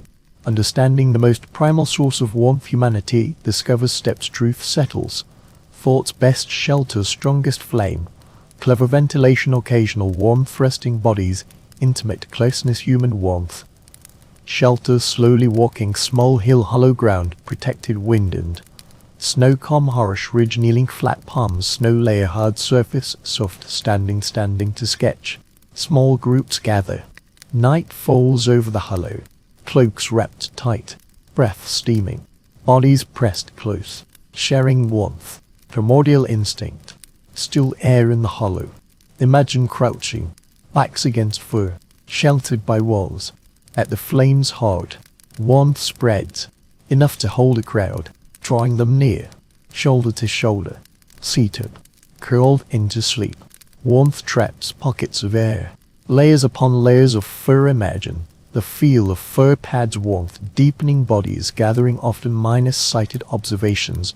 Research into prehistoric habits, collective sleep for survival. Norm people lying sideways in rows, sharing hides to maintain comfortable temperatures in the bitter cold. Sliding thick blankets, feeling warmth on the back. Quickly realizing the chill recedes, gazing into the hollow, imagining family arrangements, children in the center sheltered from the wind, elders close to the fire, adults guarding the outer edge. On standby, soft breathing sound, shelter undulating, imagining reaching out to touch an arm, sensing warmth lingering between fur layers. Inhale, letting tranquility spread. Intimacy settles, drifts, a faintly visible group, using heated stones placed upon resting bodies. Fire extends warmth. Imagine sliding stone blankets, heat gently touching the side, intensifying the shared effect. In the long winter night, immense solace, sitting in the hollow, thoughts rise. Scholars study early social structures, point to collective sleep fostering resilient communal bonds. People whisper to sleep, softly narrating tales to soothe frightened children and calm anxieties. Daytime warmth forges intimacy, dual physical and emotional shelter. Warmth sustains the clan. In stormy nights, adjust your posture. Imagine lying sideways, listening to slow, steady breathing. Outside, wind stirs the shelter's walls. Warmth gathers bodies, distant sounds, the crackle of the hearth fire, the quivering of animal hides, the steady rhythm of breathing forming a peaceful harmony. Imagine waking in the dead of night, by the faint glow of embers, drowsiness stirring, reaching out to adjust the fur blanket, wrapping it tighter. Warmth remains constant, while chill can easily seep in. Bodies huddled in circles, sharing warmth, furs layered upon furs, texture rising, the hollow memory of warmth still softly clinging to the skin. Contemplate the scene, communal sleeping customs forming tight circles, long lines, raised platforms against the cold, sharing the rising heat. Gentle questions drift, thoughts flow. Experts examining ancient dwellings discovered shared, sleeping patterns profoundly influenced social bond. Decision minus making group structure. Close sleeping encourages cooperation, builds trust, people respond, answer and clear. Plausibility reassuring, continue forward, hollow footsteps, contemplative scene, warmth generated, shared bodies, tiny hiding places, tent, larger public shelter. Imagine mother rocking infant, fur friends, giggling sleep, masking laughter, disturbing elders, silence teaching gentle voices. Blankets, night's pause, smooth rock, sitting, imagining dawn, dawn's light piercing the shelter, people awaken, stretching, warm furs, child nudged closer, minutes of shared warmth, flickering flames, adding wood, bitter cold, shared heat making the night bearable, rising, cold wind brushing touch longer, heavy human warmth follows, invisible, cloak climbs, hollow image, ancestors shelter survive, flames intimate shared breath, shared space, simple warmth, bodies differ, lace frost, footsteps rise, warmth bearing memories, steady progress, someone carries embers, bundles of wood lie, lesson, survival in bitter cold, stone minus built warmth, patient climbing, silent hollow returns, open plains, cold currents rampant, wind across cheeks, icy touch, reminder, warmth fleeting, controlled thought, carefully placed, flames heat, glow, touring care, slow progress, picture, simple stone hands, emitting gentle heat, ancient humans discovered fire, stored warmth, bone earth heated stones, nighttime companions, slow minus burning reservoirs of heat, comfort, portable warmth, flames, faded footprints reach the rock formations, the parched riverbed surface strewn with smooth stones, colors of flowing years, faded to gray minus brown, kneeling to rest, palms touch cold. Solid rock imagination begins to alter the scene, placing stones to kindle fire, letting the flames lick the sides, absorb the core heat. Ancient wisdom, cold minus region ruins, people warmed sleeping areas with heated stones, temporary heaters, the continuously glowing torch extinguished. Standing up, picking up the imagined stone, feeling its heavy weight, arms first touch the jewel, imagining touching the resting fire. Warmth, safety, touching the night's heat seeping into the knuckles, pressing the chest. Instantly, warmth spread through the beautiful strata. Imagined garments, gently place the stones, begin gathering thoughts, pick up smooth pebbles, arrange the fire pit, flames sway or inch minus gold, Shifting shadows cast upon the snow-white stone. Heat gradually rises. Surfaces grow warm. Comfort lingers. The campfire smolders softly. Crouching beside it, hands clasped together, envision this moment. Feeling the soothing stones bearing the fire's memory. Continue circling the hearth. Arranging rocks. Silent and focused. Observing the curious details.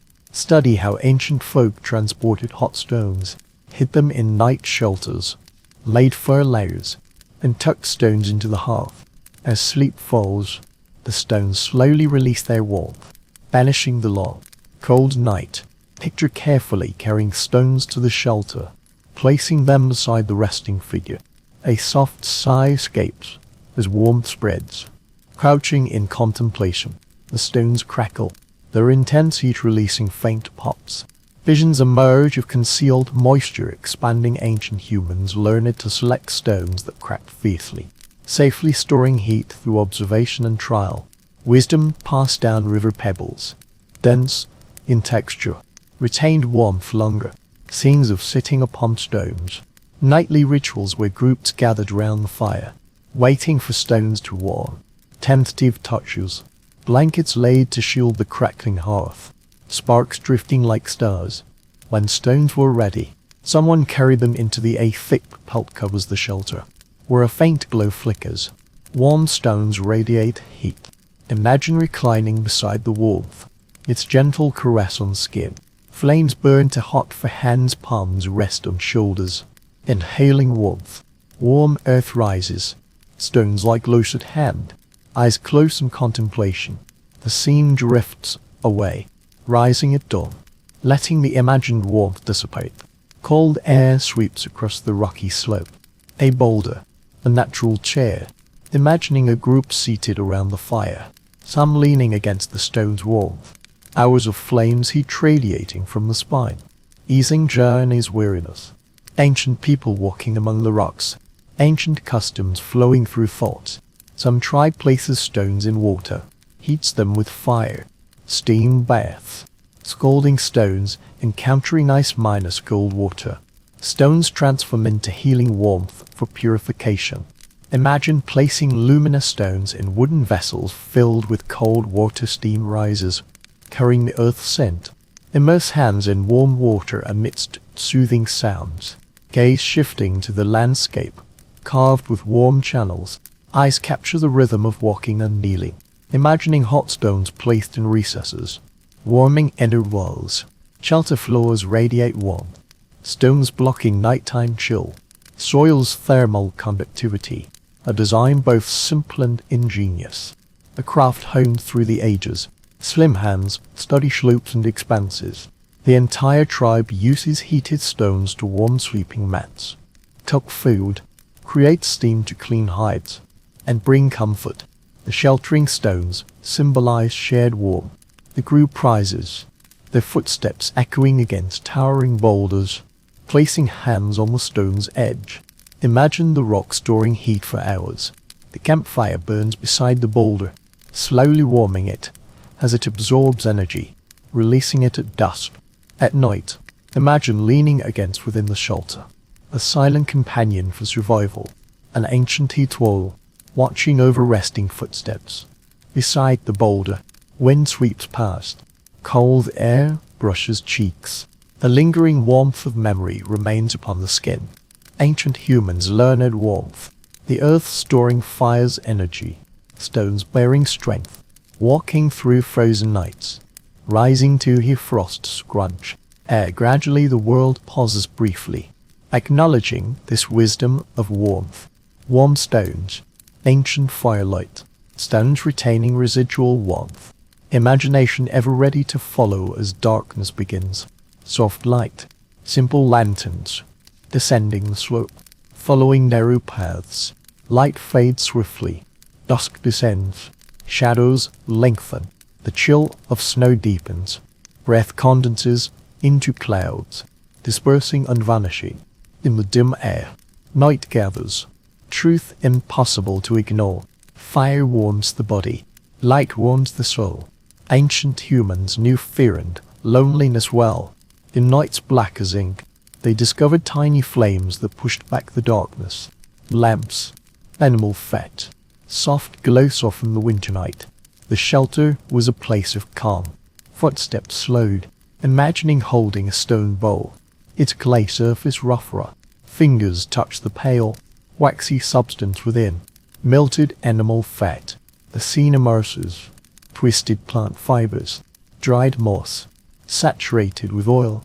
Ignited. It becomes flame burning low and steady, filling the shelter with warm light. Nailing in the snow. Imagine placing the lamp. Details beneath cave site discoveries. Ancient lamps, smoke stained by smoke, smooth with wear, varying in fall, yet united in purpose to create light, consuming precious fuel. Imagine striking flint, sparks flying to ignite the wick. Watch the flame swell, soft golden light rising. Raise the imagined lamp, warmth spreading, palms burning, the roar of the flame, the candle's gentle, soothing whisper, whispering solace. Picture walking through a fur-lined tent, lamp cradled in your palm. Shadows retreat, revealing curved walls and reed-matte floors. Silent figures rest where lamps are lit, flames swaying in greeting. Notice how light and shadow cast reflections of snow outside the window, making the night seem vast. The researcher's curious detail. Ancient humans crafted wicks materials wind minus dried moss. Animal sinew. Hair minus twisted wick. The wick burns slow and steady, lighting the hearth, preparing tools, sewing hides. Heads bowed in quiet conversation as night falls. Light dances upon faces, its glow tracing a circle of safety. Imagine ancient lamps guiding through dark caverns, flames casting dancing shadow. Wall paintings revived in shifting light. Picture walking deep into the cave, lifting the lamp to explore, discovering ancient handprints, painted animals, and forgotten footprints. Reaching the shelter, place the lamp at the center of the reed-lined hide. A warm halo fills the space. Children wrapped in furs stir, light dancing upon closed eyelids.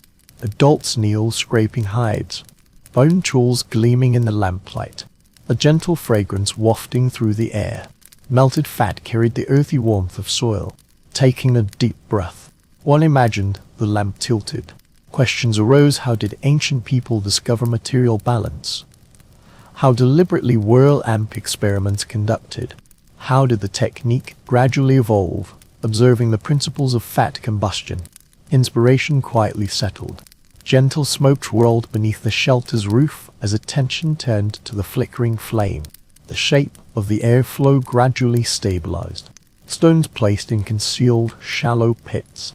Early builders swiftly grasped that the small lamps needed protection, envisioning niches hewn into the shelter walls to place the lamps beyond the reach of the wind. The light continued to illuminate the space, a soft golden curtain rising. Imagine holding the lamp close to the ground, boots crunching on gravel as the flame gently flickers. Imagine guiding the darkness with light. Moonlit snow reflects, the ground glowing faintly. Winding paths, shimmering white. Feet tread onto safer ground, the faint flame leading the way. Pausing beside a smooth boulder, placing the lamp upon its surface. The rock's warmth cradles the flame in a cozy embrace. Sitting beside the lamp in the cold night, imagining ancient humans gathered around its light, the lamp becoming the center. People huddle to share food, tell stories, the wind whispering softly through their fingers in the silence. The flame conveys a soft warmth, imagining another cluster of light forming, the faint glow filling the shelter. Within the scene, when and so, bone needles catching the light and shadow men. Carved tools children race the shapes of clay. Shadows shift. Faces warm and vivid. Standing, carefully holding the lamp. Walking. Imagine simple flame guiding people through stormy nights. Dark winters. Imagine placing the lamp at the shelter's entrance, marking the way home. Imagine returning from the hunt. The light encircling the winter dwelling, forming a soft, warm halo. Continue onward. The flame burning steadily, feeling the quiet companion, the palm slightly warm, deeply comforting, the cold, heavy light accompanied by the harsh glare. Understand how ancient humans relied on this faint light as a tool, a symbol of safety and warmth. Life dispels darkness. Reaching the hilltop, turn to gaze upon the path traveled. Imagine the flickering light, stars scattered across the mine, guarding the family. The group of children huddled within the reed-framed shelter. The world is harsh, yet the light softens the harsh edges of existence. Onward we journey. Campfires illuminating early encampments. Collectively erected structures gradually take shape, casting a soft halo. Imagine the glow extending across frozen plains. Awareness of darkness returning. Night falls, like gentle waves. Memories of warm lights remain silent companions. A faint glow guides the wandering crowd within the eternal migratory path. Temporary shelters gradually form an orderly route across the vast snowfields. Fragmented snowdrifts and hollows etch the outlines of camp. Scattered tents construct simple shapes, breathing slowly and deliberately. Imagine early nomads traversing frozen landscapes, pausing upon offering shelter and sustenance. Initial encampments were but single-layer leather tents within hastily erected windbreaks. Food store ageries, work zone, and sleeping quarters gradually formed a pattern. Circular layouts, tents arranged inward, learned order sustaining survival. Familiar details studied ancient nomadic groups. Seasonal camps repeated patterns, adjusting migratory communities developed preferred layouts balancing protection and space. Nailing, tracing rough circles in snow. Gloved fingers imagining placement of leather tents. Small shelters built alongside. Tool, food, fire pits strategically positioned for heat diffusion and dress. New shelter imagery camps organized into temporary small settlements. Rising to walk, imagining tents layered, leather stretched taut over poles. Entrances facing the camp center, lifting the curtain to peer inside. Beds, fur-covered ground, a faint lamp flickering. Warm air, adults securing tent ropes, hands skillfully sketching the scene. Children gathering stones to weigh down the edges against the wind, stepping outside to play. Gale minus for winds sweep past the shelters. The camp stands firm, structure sturdy, wind minus resistant, meticulously planned, dwelling. Stroll through the communal center. Shared bonfire blazes. People gathered round, sharing food, crafting tools. Firelight dances across faces. Vibrant atmosphere. Shared warmth. Bubbles of warmth traverse the frozen expanse. Practical magic of the tent cluster. Early camp researchers noted nomadic groups, clear division of labor, gathering wood, erecting windbreaks, preparing hides, forming an efficient pattern. Imagine watching teams erect large shelters with fluid motions honed through years of practice. Furs lifted, poles raised, knots tightened, sturdy structures springing from the snow, continuing across the snow-covered terrain, trailing on compacted snow. Imagine stepping into the shelter. Inside, food is stored. The cold condenses into a natural refrigerator. Dried meat hangs from taut ropes, supported by poles, while stone tools and wooden bowls line the walls in orderly rows. The scene of such organization is surprising. Who would have thought nomadic life could be so methodical? Temporary camp layouts strike a balance between functionality and comfort.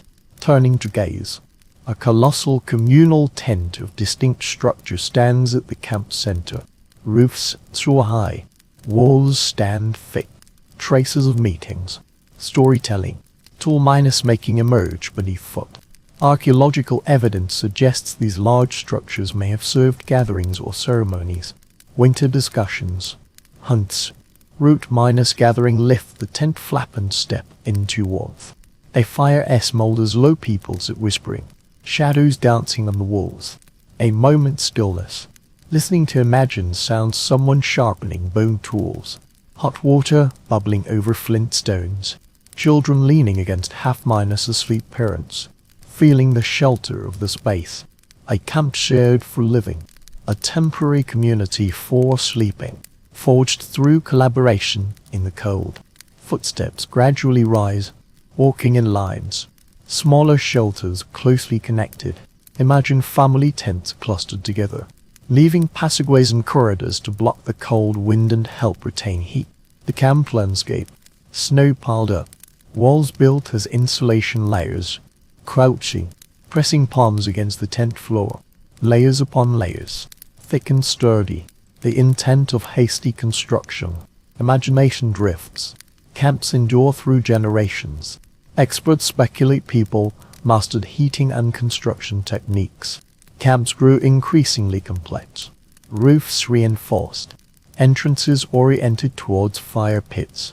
Stones arranged to control water flow. Selection random. Experience slow. Trial and error. Observation. Silent questions. Thoughts arrive. Temporary structures serve towards permanent dwellings. Pattern repetition. Nomadic camp influences, ultimately forming settled villages. Ongoing discussion. Researchers organize camps, laying foundations for early community planning. Practical responses. Questions about winter challenges linger, gently continuing. Exploring camp mentality. Crossing shelters. Focused labor. Leather tools laid out. Wooden paths. Inside tents. The aroma of simmering roots fills the air. Warm clothing wrapped tight beyond the snow. Camp vitality pauses, gazing towards settlement edges. Observing shelters, deliberately loose layout. Central campfire flickers. Wind breaks curve. Camp like protective arms. Tents like lanterns. Like first appeared ancient humans, sought comfort and predictability in building, cooperating to ward off cold. Winter's turning point emerges. Walking through the camp, snow crunches beneath foot. The world gradually falls silent. Nomadic settlements, hearts anchored to shared warmth. Orderly communities advancing. Shelters gradually rise into permanent dwellings. Memory wins along the contours of the land. Snow thins, dark soil mottled. Air grows heavy. Wind's murmur ceases. Listening intently, treads cautiously. Arriving at the turning point. Countless tales of long journeys.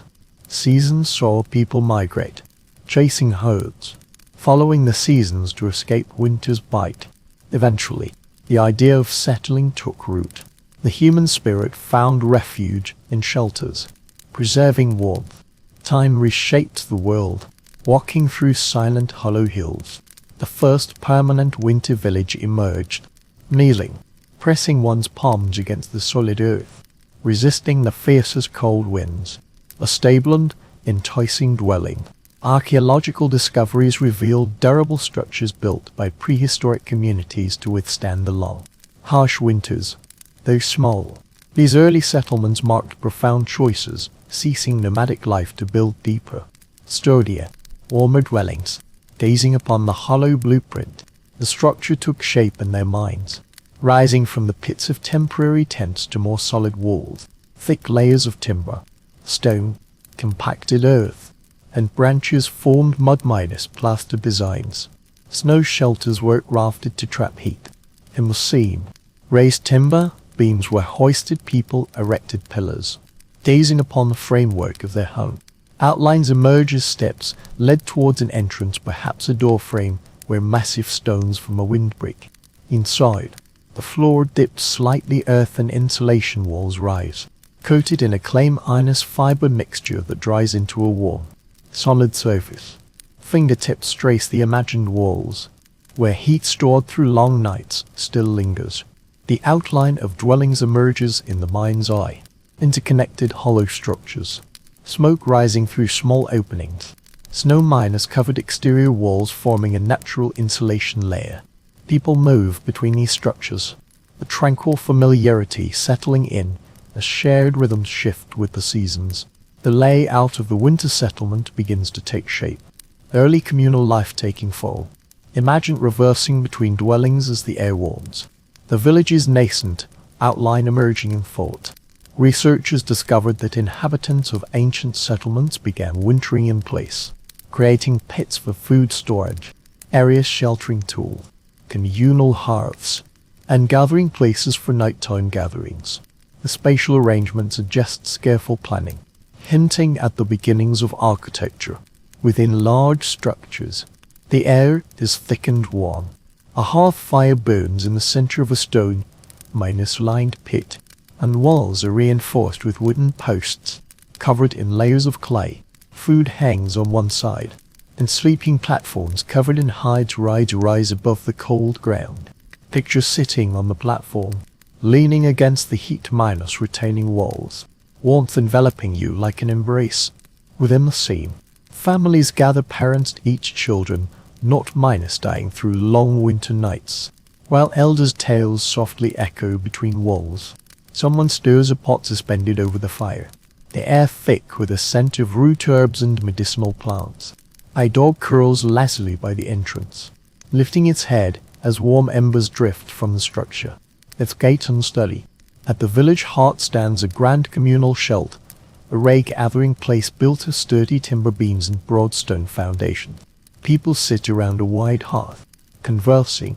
Tales of hunting, gathering, and shifting climates are passed down through generations. Imagine eyes reflecting the firelight, the shared warmth of the flames binds lives closely together. Strolling through this imagined settlement, archaeological excavations reveal clustered dwellings, subterranean houses linked by insulated passageways. These thermal corridors allowed movement through frigid air. Picture the moment warm air brushes your face as you enter a tunnel, pausing to contemplate the shift in lifestyle. Permanent winter dwellings signal humanity's transition from scattered temporary camps to planned, enduring homes. Winter's approach, stockpiling food, repairing roofs. Snowfall arrives, stability. Amidst change, community forms knowledge, passed down, warmth forged, walking the edge together, imagining the village, a glimpse of chimneys, steam rising, roofs blanketed in snow, homes rooted anchored to the earth, collaborative effort, children at play at the entrance wrapped in furs, adults bearing baskets, reeds and firewood. The journey home. The village breathes, quiet strength, slow breathing. Images settle. The soul finds rest. A permanent home, reshaping relationships. Winter forges warmth. Preparations and plans, constructing the final enclosure. People learn to dwell in peace, returning to bed at night. The firelight community, transforming into a village, beginning to walk. Snow crunching, the earth stretching forward, teaching the sharing of warmth, boundaries extend. Solitary settlement, tranquility, strength. Early winter dwelling, campfires, faint glow, thoughts drifting, silent serenity. Imagined winter village, continuing onward. Scenery unfolds. Broader world. Prologue begins. Air soft with chill. Longer, harsher invitation. Exploring connections. Distant community stretching. Light snow crunch. Soul sensing. Vital warmth. Shared knowledge. Migrating groups. Footprints born. Stories endure. Memories distant. Survival skills. Harsh winter. Secrets preserved. Moving land. Tangible people. The need to walk. Gentle ridges. Snow thin and translucent. Dark soil mottled. Trampled grass. Kneeling to press. Palms touching earth. Imagining ancient standards. Gazing towards distant horizons. Knowing somewhere a hilltop dwelling group. Archaeologists facing the bitter cold. Archaeologists study evidence of ancient migratory paths, showing distant settlements once shared tools, exchanged goods, transmitted ideas, camps halted, cliffs traversed, imagining travelers marching in procession, bearing leather pouches, bone tools, precious flint, thick fur boots, cloaked in straw raincoats, imagining someone carrying a charcoal pouch, ready to kindle warmth. Strangers' footprints, simple sharing of flame, the most primal ritual of hospitality, pausing by stumps, half-miners buried in snow, imagining encounters, groups cautiously approaching, observing movements. Shelters. Distance inviting visitors to rest. Seated round the fire.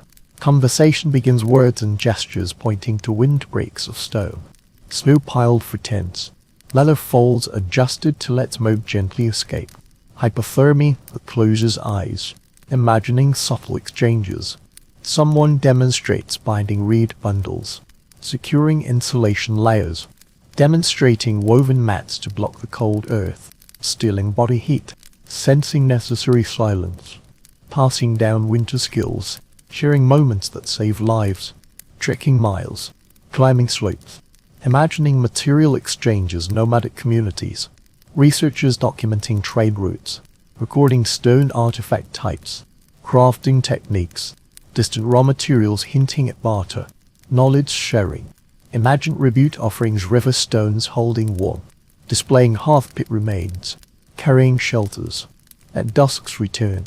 Gifted with finely crafted bone needles. Sewing thick garments. Continuing the trek. Footsteps steady. Imagine wisdom spreading between groups. Ingeniously. Each tribe combats the cold differently. One household masters snow wall construction. Another excels in layered winter garments, while yet another discovers slanted vents for pit dwellings. Such wisdom travels along the invisible threads of early communities. Like the rough bark cracked by frost on fallen tree trunks, picture people huddling around campfires for warmth, describing how they built roofs with double layers of branches, displaying stones for safe heating. Brief exchanges forged the world's first bridges.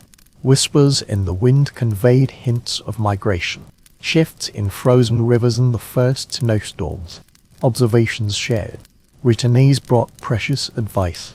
Rekindling fires with embers. Weaving sturdier shelters from reeds. Carving lamp bowls from soft stone to hold melted fat. Avoiding waste. Traversing open woodlands. Picture seasonal gatherings, people loosely seated in mild weather. Campfires illuminating the glade. Children running and playing. Adults trading tools, hides, and dried meat. Some demonstrate stitching leather to trap warmth. Others show superior windbreak construction, alternating stuns and snowdrift. In silent survival lessons, people kneel shoveling snow, sifting drifts with fingertips. Imagining explaining snow insulation to the group. After nodding approval, clans begin imparting these skills. Warmth spreads. The camp flows like electricity. The camp takes shape, enduring countless winters. Commencing the journey. Thoughts drift. Scholars reflect. Winter wisdom spreads. Deliberately disseminated. Naturally emerging. Group observation. Community gatherings. Sharing survival technique. Passing on experience. Chance. Interactions. Resolving certain possibilities. Truth surfaces. Ascending the heights. Gazing across the snowfields. Imagining travelers crossing. Steady strides. Shouldering leather sacks. Baskets. Bundles of reeds. Halting by icy streams. Resting. Continuing towards camp. Warmth. Conversation. Knowledge. Footprints. Leaving invisible maps. Shared understanding. Slow breathing. Heavy bonds. Winter isolates communities. Physical separation. Knowledge flows. Crossing barriers. People learn. Neighborly visitors. Traveling from afar. Warmth. Collective shaping. Poems. Winter persists. Walking. The earth grows quieter. Silent ground bears memory, individual shelters understand warmth, world expands. Shared wisdom stories. A head shift, climate change drives human adaptation, refining methods. To endure vast snowfields, air sharper footsteps, clouds low and heavy floating beasts. Sky cold, curled ankles, slip colors, tighten, feastly strained persistence, pause, inhaled chest. In strict world, colder earth. Stirs greater truth, settles thoughts, climate lingers, temperature shift. Storms intensify. Ice sheets push continents. Early humans adapt. Traversing ridges where snow accumulates into deep drifts. Edges sharp as curved stone. Kneeling. Scooping. Scrutinizing. Tripe outer snow slowly descends. Conjuring visions of long, Harsh winters where people relied on rudimentary shelters, rethinking how to reinforce walls, thicken roofs, layer garments. The world-compelled migration images emerge of hunting parties laboriously ascending slopes, boots crushing hard ice crusts on ridges. Centuries passed, breaths ragged as explosions, cloaks swept by gales, footsteps heavy beneath burdens, surviving in a colder world. Imagine pausing to look back, seeing distant settlements, knowing change was inevitable. Last winter, standing atop the ridge, gazing down upon the frozen valley, the image of early humans surveying the land emerged amidst the spreading frost. They watched storm paths, wind directions, ice thickness, light distributions, sensing environmental shifts through animal migration patterns, adjusting migration routes, relocating encampments, ascending ridges, drawing near to frost-covered hollows ringed by scrub. Imagine villages preparing for the harsh winter, families gathering materials in advance, thickening furs, doubling reed insulation, lengthening entrance tunnels to block cold air. The main living area, notably characterized by lower, narrower doorways typical of cold regions, forcing people to stoop, to walk, designed to trap warm air and block cold winds. The act of stooping through the doorway, a simple, arched structure sustaining life. Imagine the warmer air within dwellings, the crowded scene, people adding earth and plant fibers to walls, compacting the mixture, leaving handprints, silent stories, effort, resilience, shelter. Imagine the deepening chill of the year, people responding by reinforcing roofs, snow accumulating under earth form thick domes, firmly trapping warmth. Hands stroke the interior walls, a rugged, solid refuge, a thicker, denser will to survive. Departing the dwelling, they step over circular stone fire pits. The crackling bonfire illuminates resolute faces. Gathered around, they sharpen tools, stitch together fur boots and rope, work with tense urgency. Within the scene, a cloaked child repeatedly checks knots. The air carries the scent of burning wood and melting fat. The cold wind pierces the shelter. Moving on, imagine hunters preparing for their expedition.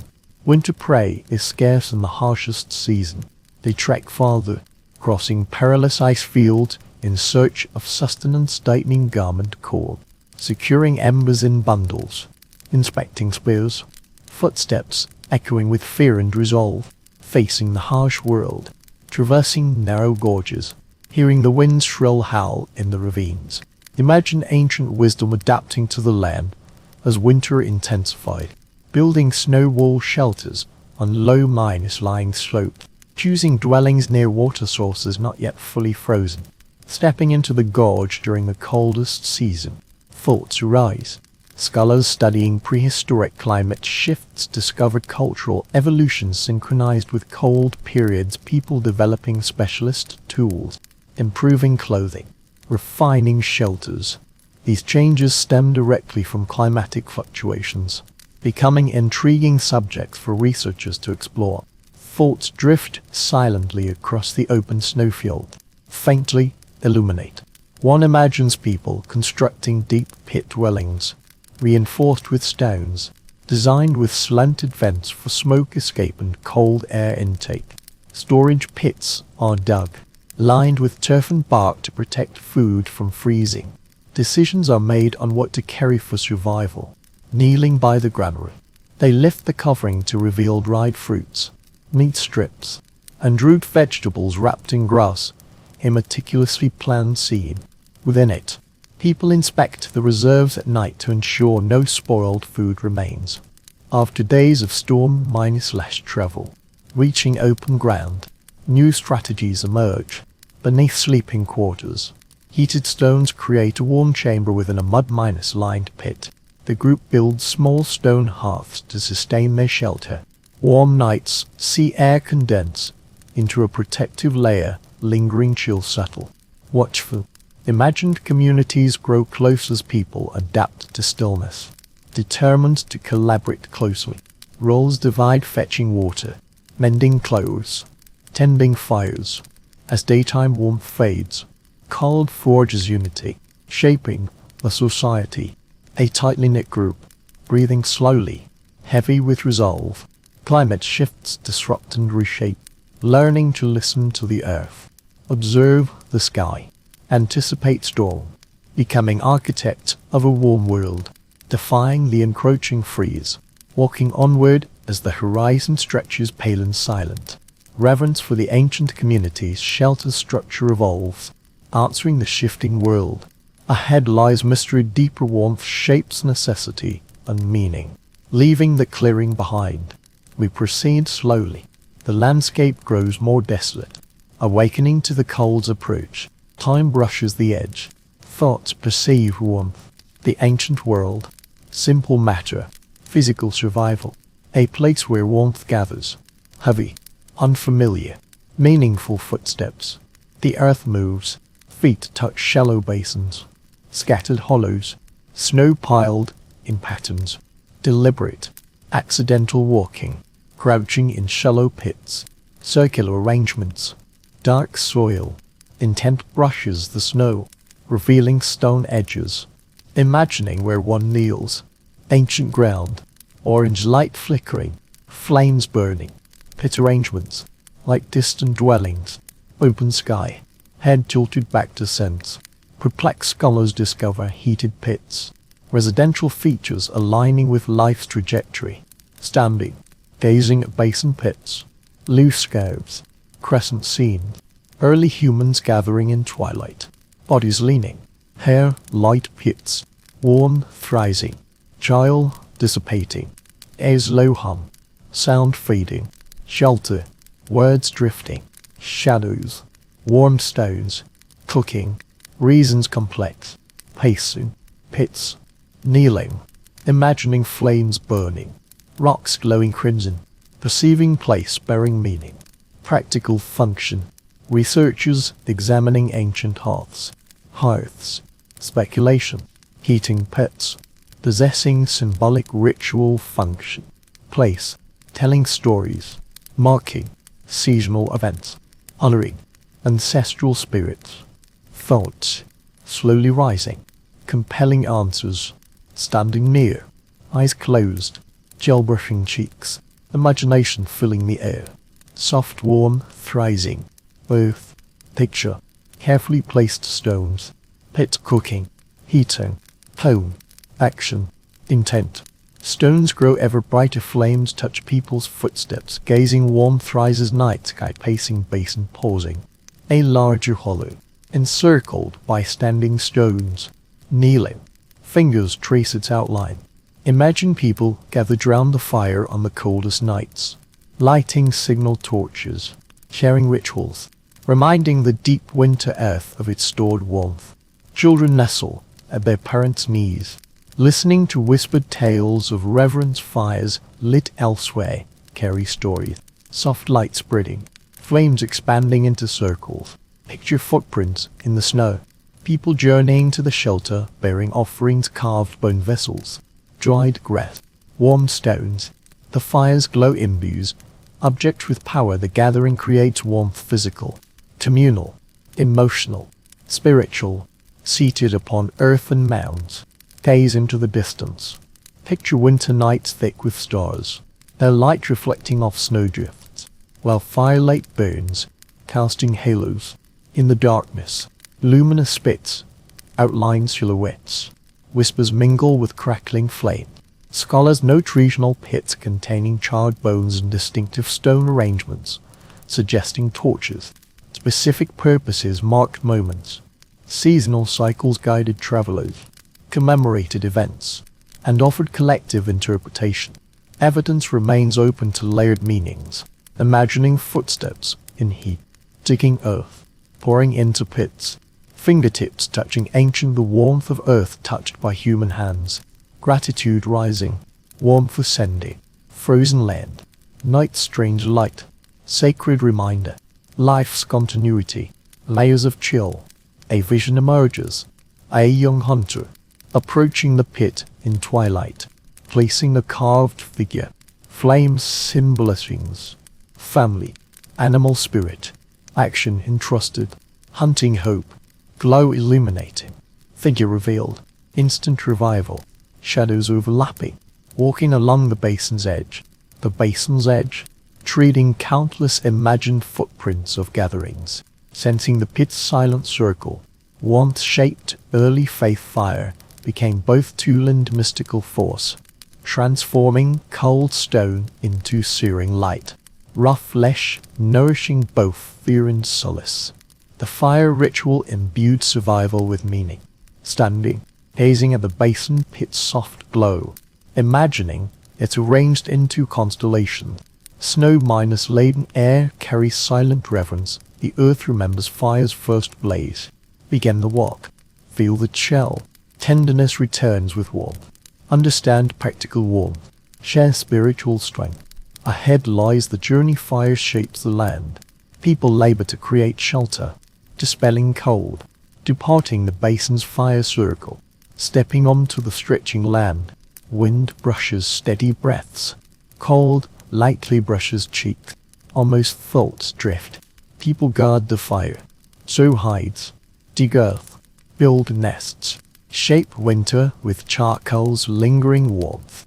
Hands walk. Perceive truth rising. Stories of warmth. Materials. Collaboration. Shared labor. People divide tasks. Responsibilities clear. Shelter imagined. Built. Repaired. Passed down. Maintained.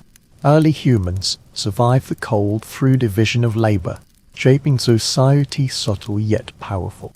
Walking, rising over snowfield, wind kneeling, running, hands touching surfaces, imagining the bustling center of ancient camps. People gathering at dawn, preparing tools, sharpening stone implements, laying leather frames, inspecting hearths, clearing ashes, arranging kindly. Within the scene, adults naturally divide tasks by skill, strength, age and experience. Standing, walking, footsteps, imagining, constructing, winter, shelter, structure, sound, scraping, filling, structure, rhythm, striking, bone, word, maker, shaping, spearhead, scene, women.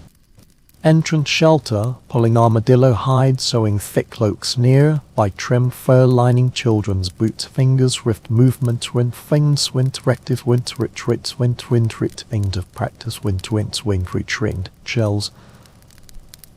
Chasens passing fetile old species, veiled weak speech, traces and speeches, reshed. Shallow tretions, retrations, the shallow face, beaches, free, screechy,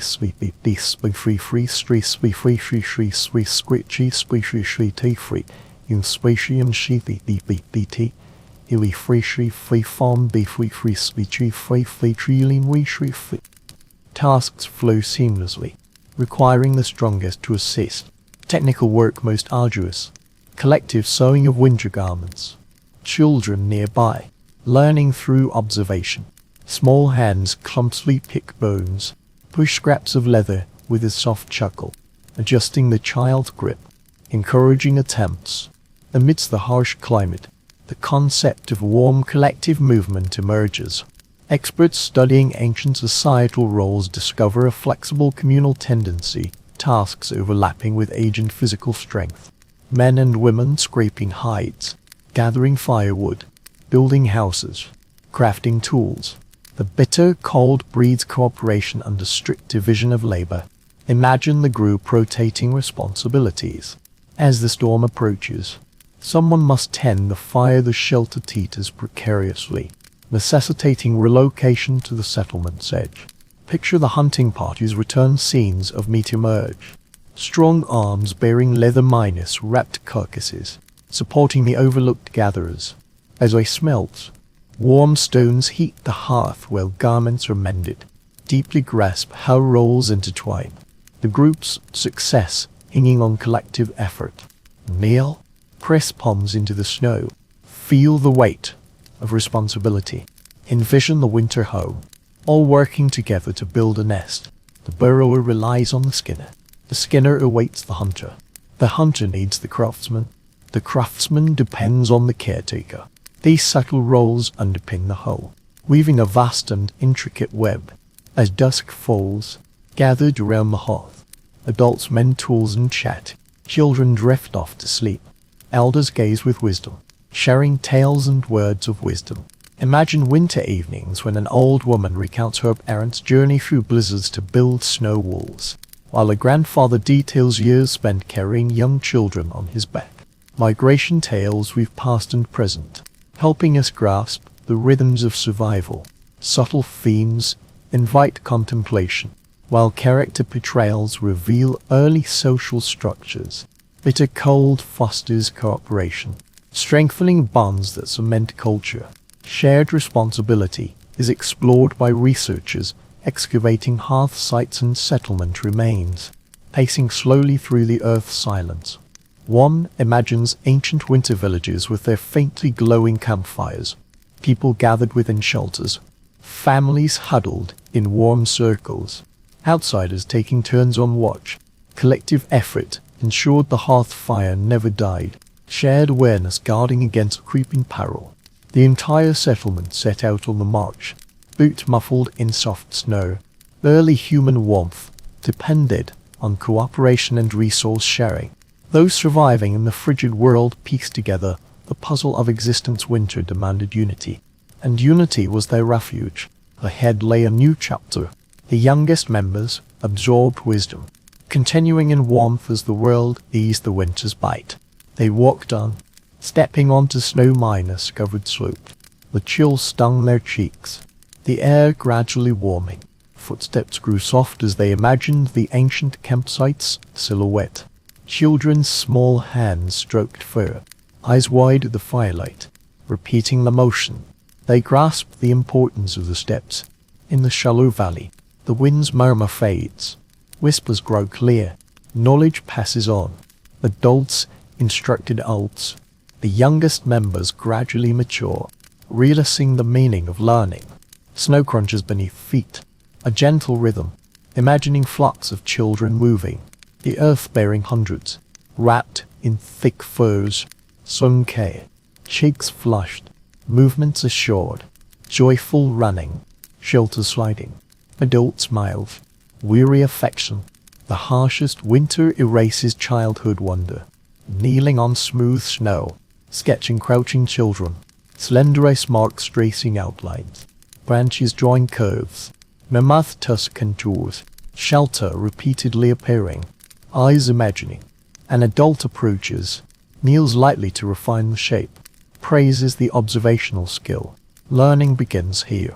Movements quietly passed down, generation after generation standing and walking. The shelter's foundation, a spark in the mind's eye, imagining the child's entrance, watching the elder adjust. The vent flap, lifted to guide the smoke. The child tilts their head, savoring it carefully. Later plane, hiding fragment, twig smoldered. Mimicry action lifts, conceals, pretends to tight wigs. Formal lessons require cold world teachers. Repeated examples, footsteps, shelter sits, fire warms. Touch faint blow, picture holds stone. Scraper attempts to soften, conceals. Hand scraper attempts to soften, conceals. Hand scraper conceals. Slip scraper wobbles. Scraper wobbles, light chuckle. Adult teases, encourages. Elder fetches tools, demonstrates action. Hands retreat, child attempts section. Steadier stairs. Stereo shelled attempts section. Steadier stairs. Sleepier shelled, curled up, breaking tall stems. Child curls up, blanket listening. To sting, listing, loating, floating air, resting, learning, absorbing rhythm. Camp life, trank life, trape. Laughter, snowflakes drifting, cuffs, watching intently as parents trip leaves. Bundle reads. Children repeat motions, grabbing handfuls. Clumsy, earnest, moments of learning. Play laying foundations for survival. Continuing the walk, imagining a group of children following the hunting party. Safe distance, step by step, following adults. Learning to move silently. Snowdrift scratching by fallen timber, mimicking hunters' stances. Child raises imaginary spear, practicing steady hold. Adult watches, chuckles softly, offers advice. Pause. Stone pile. Imagination. Child builds makeshift shelter, gathers pebbles, stacks them in a circle mimicking a campfire ring, drapes scraps of cloth and twigs over branches to mimic a tent, creates an easily toppled imitation. Delight in mimicking the task gradually deepening. The art of play takes root in the minutiae of growing minus up steps. Details emerge. The scholar's notes on settlements, the excavation of miniature tools, tiny scrapers, blade fragments, miniature bone awls hint at children observing adults, gifted scaled minus down implements, safe progressive learning. Imagine children clutching miniature tools, trust and responsibility blooming proudly. The snow lines ascent, winter villages spreading, children arting between shelters, transporting wooden reeds, assisting in clearing snow from roofs and fetching melted snow tasks, small yet profoundly meaningful. Neatly, imagining twilight shelters. Children gather round elders recounting winter tales. Firelight dances upon their faces as they absorb stories, intonations convey warning, lessons implied, revelations disguised as entertainment. Building shelters, seeking safe ice, reading wind directions as storms rise, sensing the silence teaching, forging the backbone of ancient winter existence. Children learn, narrate, imitate, attempt, fail, repeat, absorb wisdom, survive, question, thoughts drift. Childhood, enlightenment shapes evolution. Innovative shelter minus building concepts. Tender hands experiment with materials. Playful curiosity. Researchers marvel at flourishing creativity. Free children imitate, adapt, invent techniques. Playing while strolling slope, gazing skyward. Strides lengthening, memories deepening. Past carried, small hands shaping winter wisdom, weaving survival's fabric. Resilient cloth, survival ahead, land sloping downward. Truth perceived, awaiting warmth, dependent on labor, learning to listen, walking the earth, steady steps on gentle slopes, letting chill, gather round lakes, thought shifting, gazing at children, absorbing winter's the way of winter, feeling the earth, drawing attention, imagining shelter, relying on tools, teamwork, silent awareness, landscape, earth, wind, slopes, hills, riverbanks, subtle things, whispered teachings, early human learning, listening, stretching, open spaces, shifting winds, brushing cheeks, deliberate pauses. Truth survives, warmth emerges, shelter constructing begins with site selection. Footsteps sink into shallow snow depressions. Air suddenly softens, a sudden crouch. Palms touch icy surfaces, imagining the winter world, feeling the hollow void of natural shelter. Ancient humans perceived, observed snowdrifts, wind sweeping over boulders, sun minus facing slopes warming, shaded slopes freezing. This universal understanding, ancient dwelling site selection, demonstrating extraordinary sensitivity. The microclimate's ascent, low shrubs half minus buried in snow, branches trembling, watching the winds flow, imagining ancient folk crouching, observing patterns, instantly clear the side shrubs offered shelter, stepping behind them, the chill noticeably lessened, tiny details, wind minus guided plants, a silent survival guide, continuing forward, approaching rock, the rock protruding from the frozen earth, touching its rough surface, hums feeling the rock's wind minus blocking, heat minus reflecting properties. Imagine building a nest on the leeward side, letting the stone wall naturally store warmth. Ancestors in cold eras surely knew rocks stored daytime warmth, releasing it at night. Standing upon the rock, sunlight touches the slope, skin feels the chill, yet imagination fills with ancient warmth, measuring the sun's shadow, turning one's face to the wind. The shelter reveals itself on the windward side of the ridge, crossing the frozen stream, Ice crystals mirror the pallid sky. Kneeling by the bank, one imagines the winter choices shaped by flowing water. The shelter was built near the floodwaters in snow, where water was hard to come by. Ancestors instinctively sought balance, choosing dwellings accessible to water yet safe. Picture the group hauling ice blocks, building nests with melted water, steam curling through the still air. Continuing onward, the riverbank curves, its sheltered bend reflecting scenes of ancient dwellings. The refuge was built far from water, where sources were scarce. Ancient humans instinctively sought equilibrium, choosing dwellings where water was accessible and safe. Imagine the group gathering ice, transporting it, and building shelters with melted water. Gaze at the steam rising in the still air. Continuing along the river, observe the curve of the bank. In the sheltered bend, imagine ancient people temporarily dwelling during winter hunts. The curve blocked the cold wind. The slope provided natural drainage. And nearby forest offered timber, providing timber, concealing prey, evading predators. Simple features forming a blueprint for sustainable warmth. Walking and pausing along narrow mountain paths where streams converge. The chill piercing. The instinct to tiptoe seeks the edge of warm currents. And even older awareness. People interpret the corridors of wind. Avoiding campsite location. Fire pits follow natural curves, letting the earth cradle the flames. Climbing the hill to survey the valley. Thoughts scatter like starlight. Ancient shelters were chosen in the warmest, quietest spots, where trees shielded against storms and ridges offered refuge. Facing the sunrise, where morning light first touched the earth, dawn held vital importance.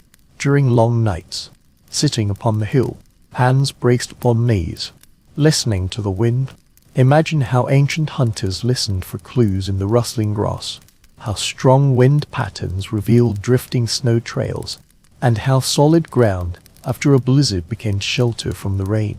Small details forged warmth. Stones shielding against dust kicked up while walking. Picture stepping into dense woods. Ancient trees towering overhead with branches hanging low. Snow falls thickly, yet the air holds a strange warmth. Picture a group choosing a spot to build a shelter. Trees slow the wind, trapping heat. The ground depicts children gathering wood while adults construct the shelter. Tree trunks in the night forest dispel the chill. The winter storm's roar sinks into your chest. Entering the forest plain, the wind grows fiercer, driving biting frost against exposed skin. In that moment, you grasp why ancient humans avoided open ground, never pausing to look back at the sound of the wind. Imagine seeking the nearest ridge hollow for shelter, reaching a boulder half-minus buried in snow, touching its icy surface. You envision using the terrain to build a nest. People often built half-minus walls of rock to conserve energy, without pausing to look back. The sound of the wind imagines seeking shelter in the nearest ridge hollow, approaching a boulder half-minus buried in snow. One presses a hand against its icy surface, imagining how to build a nest using the terrain. People mostly build half-minus walls with rocks to conserve energy, adapting to the landscape.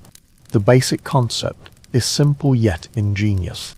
Continuing onward, one listens intently as the wind behind gradually subsides. In the silence, faults rise. Experts studying the camp point out that the community returns to fixed winter habitats each year. The land teaches them warm dwelling places, woven into memory and culture. Children learn safe zones, adults pass warnings of perilous slopes and riverbanks. Generations from a silent pact with the earth, pausing on the ridge, gazing at the imagined winter world. The shelter, the wind minus sheltered hollow, the fire minus spile, the windbreak corner. People's deep awareness of the ground beneath their feet as they move, listening to the world, hearing the whisper of snow. Boots step forward, carrying wisdom. The earth is ready to weave lessons of seasonal change. The world begins its transformation, guiding the frozen cycle of the year forward. Ridge, chill presses lightly against cheeks. Wind softens the horizon, Pale, translucent winter. Pausing to listen. Ahead, the land widens. The valley curves gently. Familiar air flows. The quiet we love cyclical rhythm breathes slowly. Arriving at the journey's juncture, the story extends. A single night's storm spans the year. Understanding the ancients' warmth. Feeling the world, shifting seasons. Adjusting, shaping the shelter, cold home. Stepping into the valley. Feet sink lightly into the snow. Imagining the land frozen for millennia. Early spring. Snow melts in patches. Fine streams carve paths through the earth. The air is bitterly cold. In the twilight, sunlight lingers sluggishly. A scene emerges, the party appears. The shelter's covering is lifted. The leather curtain slowly rises. People move with light steps, their breath forming white clouds in the minus chilling cold. They meticulously inspect the dwellings, patching cracks in the walls and reinforcing the areas most vulnerable to wind erosion. With spring approaching, the season of rebuilding and fortification begins, preparing for the return of warmth. Imagine the springtime shelter, walls reinforced with clay, dead branches replacing fragile frames. Children gathered dry grass to stuff gaps while adults mended holes and tightened leather coverings. Skilled hands leveled the ground and dug drainage channels to prevent waterlogging. Though snow still lingered, the journey continued. As spring deepened, the valley transformed, snow receded.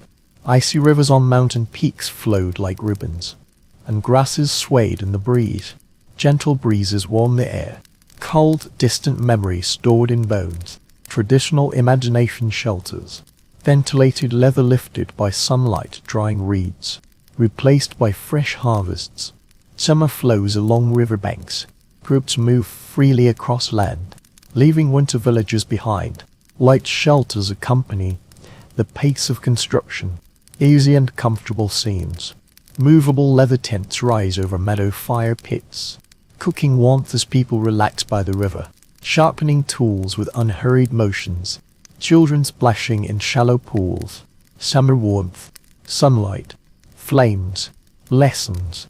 Winter lingers. Observing breezes. Checking pools. Collecting rainwater. Preparing for the cold's return. Walking through valleys. Light shifts. Moods change. Sliding into early autumn. Days shorten. Nights grow sharp with frost. Sketches emerge. Hunters return. Later, knowing preparation is fleeting, people gather bundles of reeds, drying them in the last rays of the setting sun. Trees change color. Branches cut for shelter frames. Months of bustling imagination. Wood carvings. Stone heap. Leather washed. Stretched. Autumn's turning point. Building details. Shelter. Urgent passage. Imagining work areas. Adult standing hides. Oils. Smoke. Patients scraping. Children sorting reeds by thickness. Elders shaping by fire. Bone needles advised. Work quiet. Focused. Winter preparations required. Frantic storage pits. Food inspections. Air minus drying and smoking. Sealed containers. Straw amps laid. Charcoal bundles tested. Annual rings renewed. Persistent cold. Walking on. The world transformed. Early winter snow returns. Layering the ground. Rivers stand still. Air crystallized. Chill sharpening. Familiar biting cold envelops the spirit. The winter shelter stands firm. Semi-minus subterranean granary, with its heavy roof and sturdy walls lined with hides. Tightly woven. The hearth fire burning. Light and shadow shifting. The walls adorned with smoke marks and handprints. The state of winter. A long lesson for the soul. Year after year, treading upon the winter settlement. Feeling the rhythm of the cold moon. People guard their homes, share warmth, tell stories, mend food and tools, reinforce clothing. Children practice scraping hides. Adults dim the hearth with care, scrutinizing vents, adjusting stones to ensure the fire burns brightly, its glow illuminating the shelter. Through long nights, miles store heat. Summer sunlight pauses in memory, gazing upon home. One imagines the family's evening ritual, stoking the fire, adjusting the skin minus curtain door, children wedging stones into sleeping quarters. Beyond the quiet shelter, warmth pulsed like a heartbeat. The journey home climbed the hills, witnessing the annual cycle. Thoughts turned to spring repairs, summer migrations, autumn preparations, and winter endurance. Weavers shaped dwellings. Habits became instincts, choices guided by the seasons. They remembered moments of warmth, passing down wisdom accumulated over months, years, and generations. The cold wind sweeps across the face, its biting chill ever minus present, until one comprehends the warmth of ancient times, the complete cycle of seasonal planning and practice. Thus did early humans learn the ways of survival, transforming solitary acts into the patient care of annual cycles. Slowly setting out towards the valley's end, they ultimately embark on the final journey.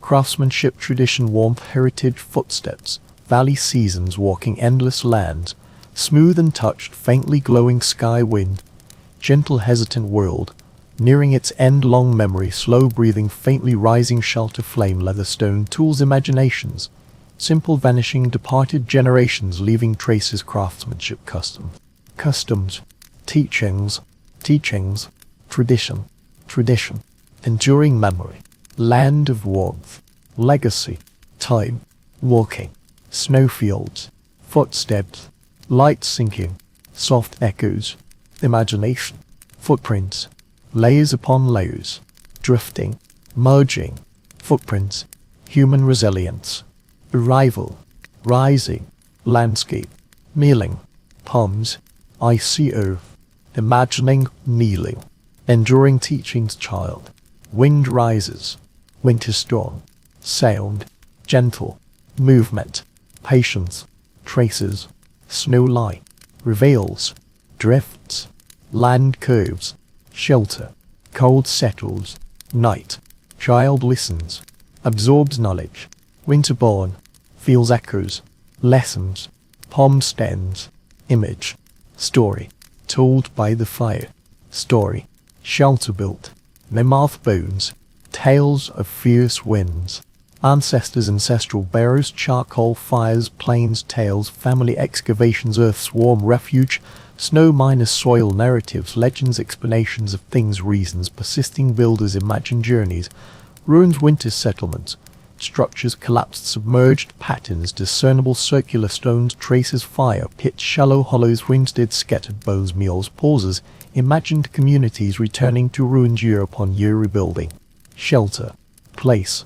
earth proves reliable, generations, position, identity, story, storm, gentler, river freezes, sun touches ridge, earliest, winter's long walk, diagram, ancient humans, shared memory, story, ritual, or family first touched heart, sign, season, ignited bonfire, gratitude, earth kept warm, marked shelter, entrance, carved patterns, inherited wisdom, diagram, winter survival rules, boulder edge, clearing, imagined children, learning elders, demonstration, tests, building wooden frames in snow, weaving reeds tightly, ventilation holes, heat escaping, children repeat motion, slow and clumsy, yet reverently listening to whispers, revering knowledge, sustaining the clan, arriving at the boulder, seeing the communal shelter of memory, all gather, repair tools, recount the origins of home, believing the winter shelter inspires, observing animals burrowing, ancestral wisdom inherited, frozen earth's teachings listened to and interpreted, shaping, imagining truth preserved, survival's imprint, footprint advancing, wind minus blown snow brushing, snowshoe marks, nomadic groups returning, migrating, sharing skills, travelers bringing sewing techniques, demonstrating lines, sheltering, double minus layered innovation, rippling, generations shaping the future, individual lives fading, countless winters passing on the earth, eyes closed, imagining survival, hands building, breath condensing, spirit steadfast, facing storms, head minus on, generations paralyzed, unprepared, brick by brick, a silent library, a panorama of human resilience, tools buried in centuries of soil, stone scrapers,